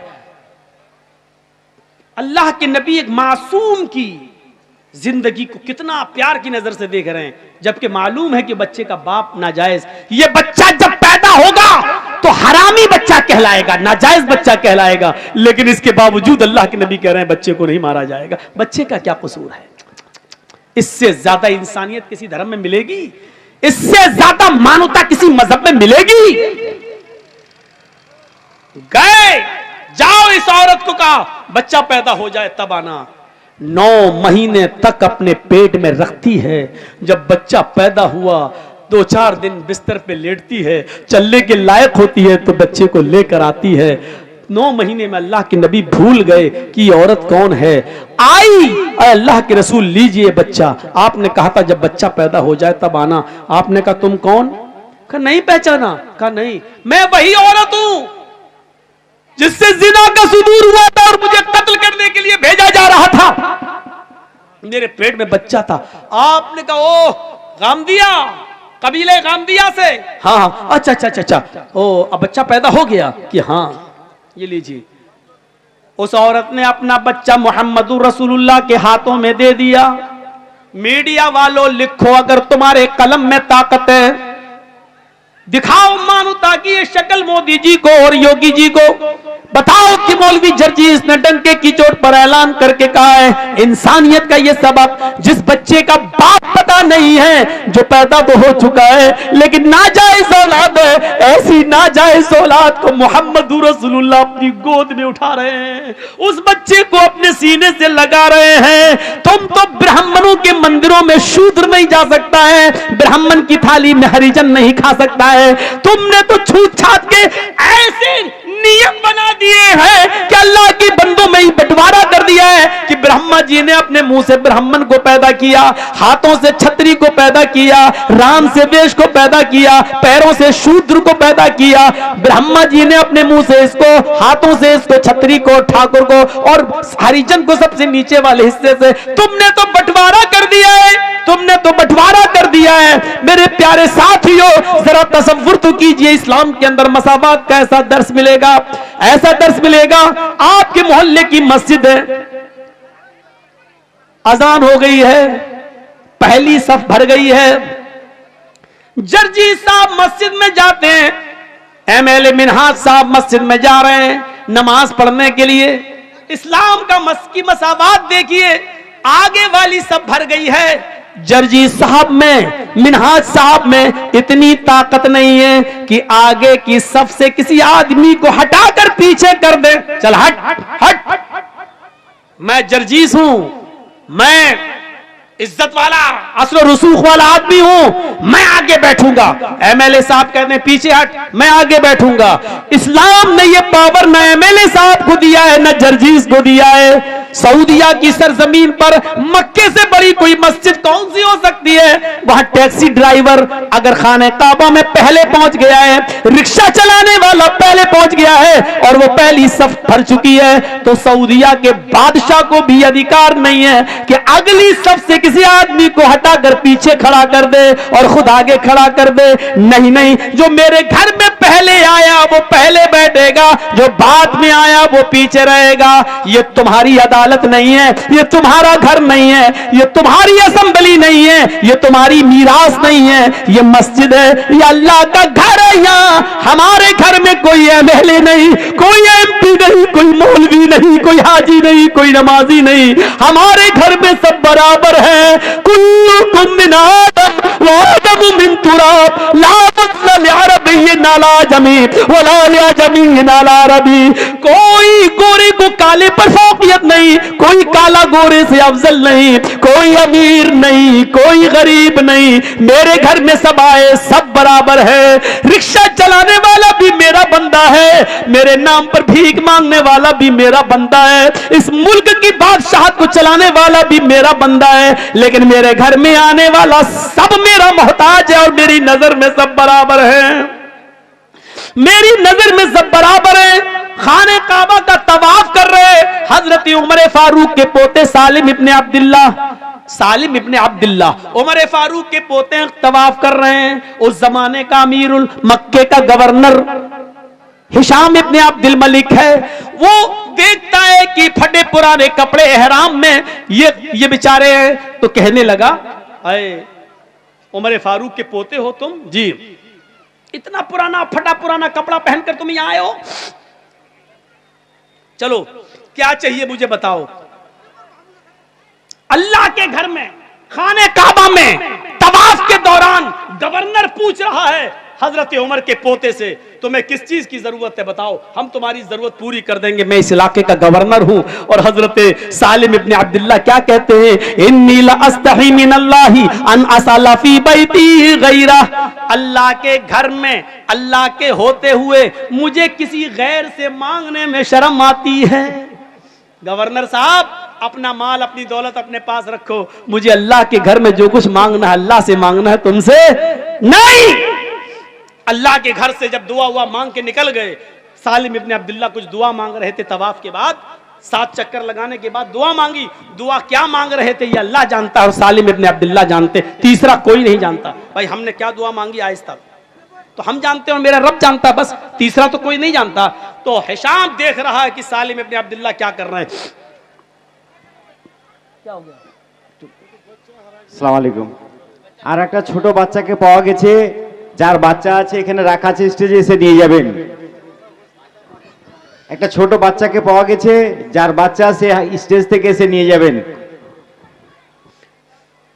सालिम इब्ने अब्दुल्ला दुआ मांग रहे हैं और हिशाम इब्ने अब्दुल मलिक देख रहा कि ये दुआ मांग रहे हैं। दुआ मांग के ये बाहर निकले तो हिशाम इब्ने अब्दुल मलिक गवर्नर भी बाहर निकल गया। गवर्नर ने कहा, सुनो, अल्लाह के घर में तो तुम्हें शर्म आ रही थी, ये तो अल्लाह का घर नहीं है, ये तो बाजार है। बताओ तुम मुझसे क्या चाहते हो? तुम बहुत गरीब हो, फटे पुराने कपड़े पहने हुए हो, तुम्हारा एहराम 20 जगह से फटा है और उसमें टांके लगे हुए हैं, और तुम हजरत उमर जिसने 22 लाख मुरब्बा मील पर हुकूमत की है, उसका पोता इतना गरीब। सालिम इब्ने अब्दुल्ला कहते हैं, तुम मेरी क्या मदद करोगे, दुनिया की या आखिरत की? का आखिरत की मदद तो कोई किसी की नहीं कर सकता है, वहां तो अमल साथ में जाएंगे। हम तुम्हें कपड़ा दे देंगे, गल्ला दे देंगे, अनाज दे देंगे, कुछ दुनियावी जो जरूरत हो, दाल चावल दे देंगे, घी दे देंगे, दुनिया में जो चीजों की जरूरत है बताओ, थोड़ा सोना दे देंगे, चांदी दे देंगे तुम्हें। सालिम इब्ने अब्दुल्ला हंसने लगे। गवर्नर ने कहा, क्यों हंस रहे हो? कहा, है गवर्नर, तुम मेरे आखिरत में कोई काम नहीं आ सकते? कहा, नहीं।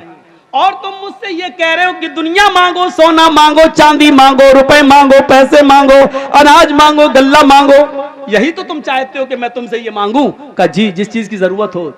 आए हिशाम, आए गवर्नर, जब मैंने तवाफ किया और तवाफ करने के बाद जब मैंने 2 रकात नमाज पढ़ी और 2 रकात नमाज पढ़कर जब मैंने हाथ उठाए और हाथ उठाकर जब मैंने अल्लाह से दुआ मांगी, तो जानते हो मैंने अल्लाह से क्या मांगा? गवर्नर ने कहा कि हाँ, ये तो देखा कि तुम दुआ मांग रहे हो, लेकिन क्या मांगा ये मैं क्या जानूं? तुम जानो, तुम्हारा रब जानता है, मैं नहीं जानता कि तुमने क्या मांगा। हाँ सच है, मैंने अपने रब से क्या मांगा ये मैं जानता हूं, मेरा रब जानता है, और मैं तुम्हें बताना भी नहीं चाहता कि मैंने क्या मांगा।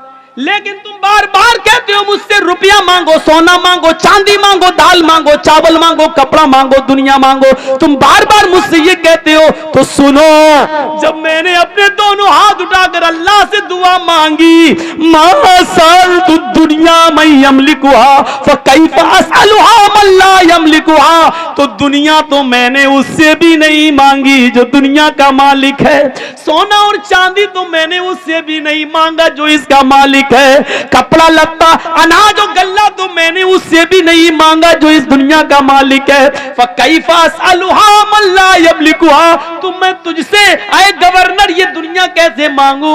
ये दुनिया का मालिक तू है ही नहीं, ये दौलत तेरे पास आज है, कल मरा इस दौलत का मालिक कोई दूसरा दूसरा हो जाएगा। जब ये घर, ये मकान, ये बिल्डिंग, ये दौलत तेरी है ही नहीं तो फिर तू मेरी क्या मदद करेगा? अरे दुनिया तो मैंने उससे भी नहीं मांगी, अपने रब से भी मांगा तो जन्नत मांगी, अपने रब से भी मांगा तो अपने गुनाहों की माफी मांगी, अपने रब से भी मांगा तो यही मांगा कि अल्लाह जब तक मैं दुनिया में रहूं ईमान के साथ रहूं, जब मेरी रूह निकले तो ईमान पर मेरी रूह निकले। दुनिया सोना और चांदी तो मैंने उससे भी नहीं मांगा।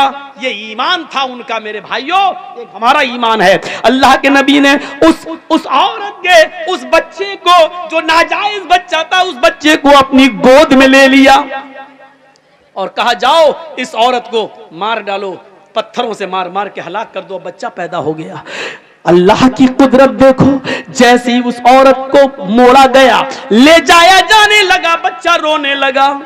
उस औरत ने पलट कर देखा कि मेरा बच्चा रो रहा है, चीखती है। आय अल्लाह के नबी, हर मरने वाले से उसकी आखिरी आरज़ू पूछी जाती है, तमन्ना पूछी जाती है। क्या मुझसे मेरी आखिरी तमन्ना नहीं पूछी जाएगी?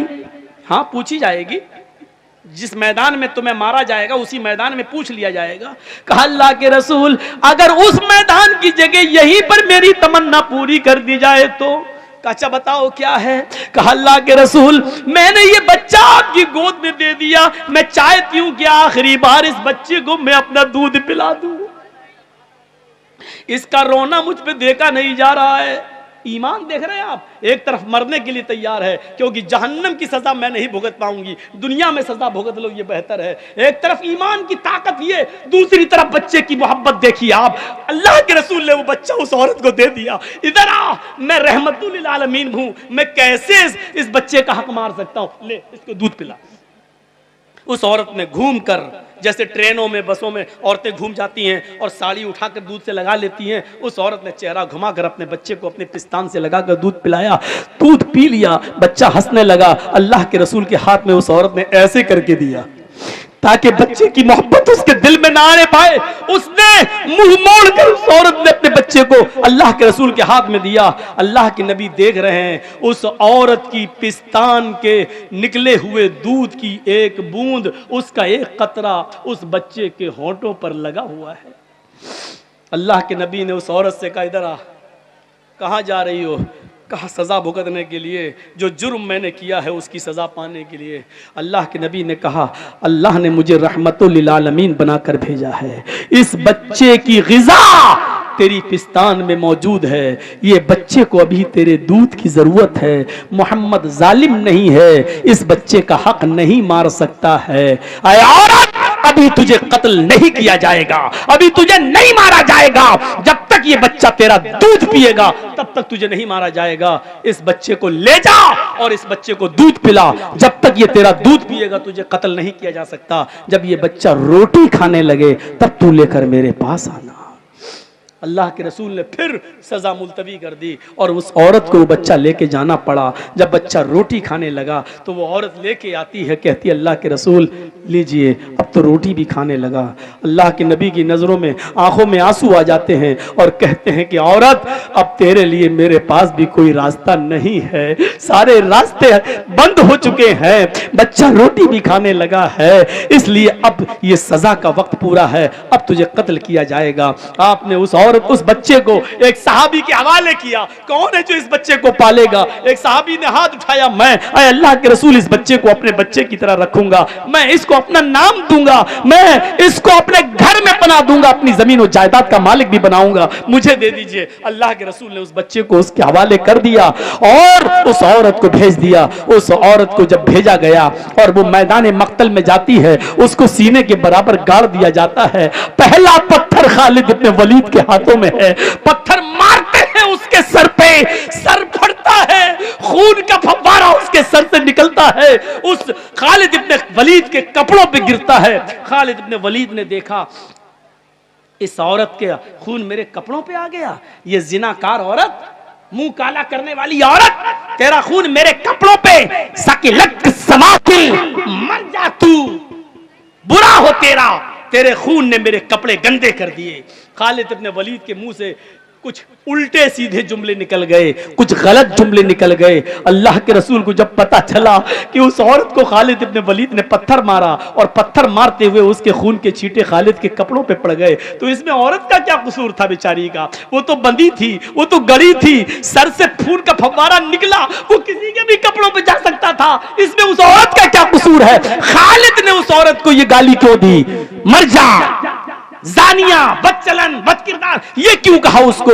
3 दिन तक आपने खालिद इब्न वलीद से बात नहीं की और 3 दिन के बाद खालिद इब्न वलीद आते हैं। अल्लाह के रसूल, मैं देख रहा हूं कि आप मेरे सलाम का जवाब देकर मुंह फेर लेते हैं, आप मुझसे बात नहीं करते हैं। मैं देख रहा हूं आप मुझसे कटे कटे फिर रहे हैं, मेरी जन्नत बर्बाद हो जाएगी, मेरी आखिरत बर्बाद हो जाएगी। अल्लाह के रसूल, अगर आप मुझसे नाराज हो गए और मेरा इंतकाल हो गया तो अल्लाह मुझे जन्नत में दाखिल नहीं करेगा। अल्लाह के नबी वजह बताओ। आपने कहा खालिद, वजह सिर्फ एक है, रीजन सिर्फ एक है, कारण सिर्फ एक है, तुमने उस औरत को गाली दी, उसको बदचलन कहा जिस औरत को मैंने मारने का हुक्म दिया था।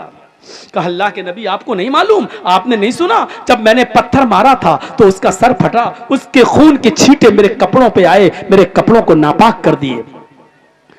वो औरत बदचलन थी, जिनाकार थी। फरमाया खालिद, अब भी तुम अपनी जबान पे कंट्रोल नहीं कर रहे हो, अब भी तुम उस औरत को बदचलन कह रहे हो। उस औरत ने खुद बताया कि मेरा शौहर 2-3 साल से गायब है। उसने खुद बताया कि मैं कंट्रोल नहीं कर सकी और जिंदगी में पहली बार मुझसे जिना हुआ है। वो आदतन जिनाकार नहीं थी, वो पेशावर नहीं थी, वो जिना हर वक्त नहीं कराती थी। उससे सिर्फ एक बार गलती हुई है और एक बार गलती की उसने सजा भुगत ली, मेरे पास आकर अपने जुर्म का इकरार कर लिया। खालिद, उस औरत को बदचलन मत कहो, तुम नहीं जानते उस औरत ने कैसी तौबा की है। अपने जान देकर, अपनी जान कुर्बान करके, पत्थरों से पिट पिट कर अपने आप को खत्म करा के अल्लाह की दरबार में, अल्लाह के दरबार में कितनी पाक हुई है तुम्हें नहीं मालूम। आए खालिद, उस एक औरत की तौबा को जो मरते वक्त उसने की है, उस एक औरत की तौबा को अगर इस मदीने के 70 गुनाहगारों पे डाल दिया जाए, ऐसे गुनाहगार जो जहन्नम में जाने वाले हों, अगर उस एक औरत की, एक अकेली औरत की तौबा को उन 70 जहन्नमियों पे डाल दिया जाए, तो उस एक औरत की तौबा से अल्लाह उन 70 जहन्नमियों को भी जन्नत में दाखिल कर देगा, उन 70 लोगों को भी जन्नत में दाखिल कर देगा। उसने ऐसी तौबा की है कि अल्लाह रब्बुल आलमीन ने उसकी तौबा को अगर इस मदीने के 70 जहन्नमियों पर भी डाला जाए तो अल्लाह उन 70 जहन्नमियों को भी बख्श दे। मेरे भाइयों, ये ईमान की कौन सी ताकत थी जो जिना करने के बाद अपने आप को अल्लाह के नबी के पास लाती है और पेश कर देती है कि अल्लाह के रसूल, मुझसे ये जुर्म हुआ है, मुझे सजा दीजिए। ये था ईमान, ये था ईमान। वो कौन सा ईमान था कि सुमैया का बेटा अम्मार ये खड़ा है और सुमैया का शौहर यासिर ये खड़ा है। सुमैया जानते हो ना, इस्लाम की पहली बूढ़ी औरत जिसने सबसे पहले इस्लाम के लिए कुर्बानी शहीद हुई है, वो सुमैया, जिसको बेटे अम्मार को खड़ा कर दिया और यासिर को, और सुमैया के पीछे से हाथ बांध दिया अबू जहल ने और सुमैया के कपड़े फाड़ दिए, नंगा कर दिया। कहा सुमैया, मोहम्मद के रब के ऊपर से अपना ईमान हटा। कहने लगी नहीं हटा सकती। सुमैया, अबू जहल ने नेजा उठाया। नेजा जानते ना, जिससे ऊंट को नहर करते हैं, ऊंट यहां मारते हैं ऊंट को ना जब कुर्बानी करते हैं, ऐसे वो नेजा उठाया और सुनो सुनो, बस ये सुन लो और तुम भी जाओ, हम भी जाएं आराम से घर में और अपने ईमान को आज से अपने ईमान को जिला बख्शें। सुमैया रजी अल्लाह ताला अन्हा खड़ी है, हाथ पीछे से बंधे हैं। मेरी बहनों, तुम अपनी लिपस्टिक की कुर्बानी नहीं दे सकती हो, तुम अपनी फेयर एंड लवली की कुर्बानी नहीं दे सकती हो, तुम अपनी बेपर्दगी नहीं छोड़ सकती हो, तुम अपने बरहना और नंगे कपड़ों की कुर्बानी नहीं दे सकती हो। सुमैया ने किस चीज की कुर्बानी दी? ये ईमान था सुमैया का। सुमैया के हाथ बंधे हैं, अपने बेटे के सामने उसको नंगा कर दिया गया, उसके पति के सामने उसको नंगा कर दिया गया। सुमैया आसमान पे देख रही है। अबू जहल ने नेजा उठाया, कहा मोहम्मद के रब पर ईमान छोड़ती है कि नहीं? कहने लगी नहीं। देखा ताकत, ये ईमान की ताकत है। दुश्मन और उसकी फौज खड़ी है, लेकिन अकेले वो जानती है कि अल्लाह पर ईमान है। जैसे एक पुलिस वाला पूरे गांव के सामने इसलिए ताकतवर होता है क्योंकि वो जानता है सरकार की ताकत हमारे साथ है। सुमैया जानती है ईमान की ताकत क्या होती है, अल्लाह पर भरोसे की ताकत क्या होती है। वो सबसे निडर है, कह रही है नहीं, क्या करेगा कर। उसने नेजा लिया और सुमैया की शर्मगाह में दाखिल कर दिया। बहुत आसान है सुनना, बहुत आसान है सुनना, सुन लो बस, एहसास नहीं कर सकते। अभी 2-4 मोब लिंचिंग करने वाले आपको पकड़ लें और जबरदस्ती जय श्री राम का नारा लगवाएं तो मौत के डर से हम लगा देंगे जय श्री राम, क्योंकि हमारे सामने मौत है। हम जानते हैं। सुमैया से इबरत हासिल करो। सुमैया से कहा जा रहा है मोहम्मद के दीन को छोड़, ईमान से बाज आ जा, कहती है नहीं। शर्मगाह में नेजा दाखिल कर दिया गया, इधर से डाला उस तरफ निकाल लिया गया। पीछे से हाथ बंधे हैं, हाथ खुले होते तो कम से कम पकड़ सकती थी, निकाल सकती थी, लेकिन हाथ पीछे से बंधे हैं। जैसे फांसी के फंदे पर मुजरिम को ले जाया जाता है और पीछे से उसके हाथ बांध दिए जाते हैं। सुमैया की शर्मगाह में जब नेजा दाखिल होता है खंजर, तो सुमैया आसमान की तरफ देखती है। वो बूढ़ी औरत, जवान भी नहीं थी, जिसकी उम्र 80 को क्रॉस कर चुकी हो, ऐसी बूढ़ी औरत, और उसकी शर्मगाह में नेजा दाखिल कर दिया जाए खंजर। और इस बात भी वो ये ना कहे कि अल्लाह मेरी जान की हिफाजत फरमा, उसके मुंह से ये नहीं निकल रहा है। उसके मुंह से निकला तो क्या निकला, सब्बित कदमैया अला दीनिक या अरहमर राहिमीन। आय अल्लाह, अबू जहल मुझसे मेरा दीन छीनना चाहता है, मुझसे मेरा ईमान छीनना चाहता है। अल्लाह मेरी जान जा रही है, चली जाए, लेकिन मेरा ईमान न जाने पाए। ईमान की ताकत देख रहे हैं आप। सब्बित कदमैया अला दीनिक, अल्लाह मेरे ईमान को अपने दीन पर साबित रखना। अल्लाह मेरी जान चली जाए परवाह नहीं, लेकिन मेरे ईमान को बचा लेना। अबू जहल को गुस्सा आता है, कहता अब भी नहीं मानती है? कहती है नहीं। 2 ऊंट मंगाता है अबू जहल। और सुनो मेरे भाइयों, आखिरी वाकया, इस पैर को सुमैया का, ये पैर इस ऊंट से बांधा और इस ऊंट का चेहरा कर दिया पूरब की तरफ, और दूसरा पैर सुमैया का दूसरे ऊंट से बांधा और उसका चेहरा कर दिया पश्चिम की तरफ, और कोड़ा हाथ में। सुमैया बोलती है जी, इन ऊंटों को कोड़ा मारूंगा, एक ऊंट इधर भागेगा, एक ऊंट इस तरफ भागेगा, तेरे पैर चीर दिए जाएंगे, बीच से तेरे 2 टुकड़े हो जाएंगे। जब ये कहता है, सुमैया कहती है अबू जहल, अल्लाह की कसम खा के कहती हूँ, रब्बे काबा की कसम खा के कहती हूँ, जितनी देर तू इन ऊंटों को भगाने में लगा रहा है, उतनी ही देर मुझे जन्नत में जाने में लग रही है। हैं?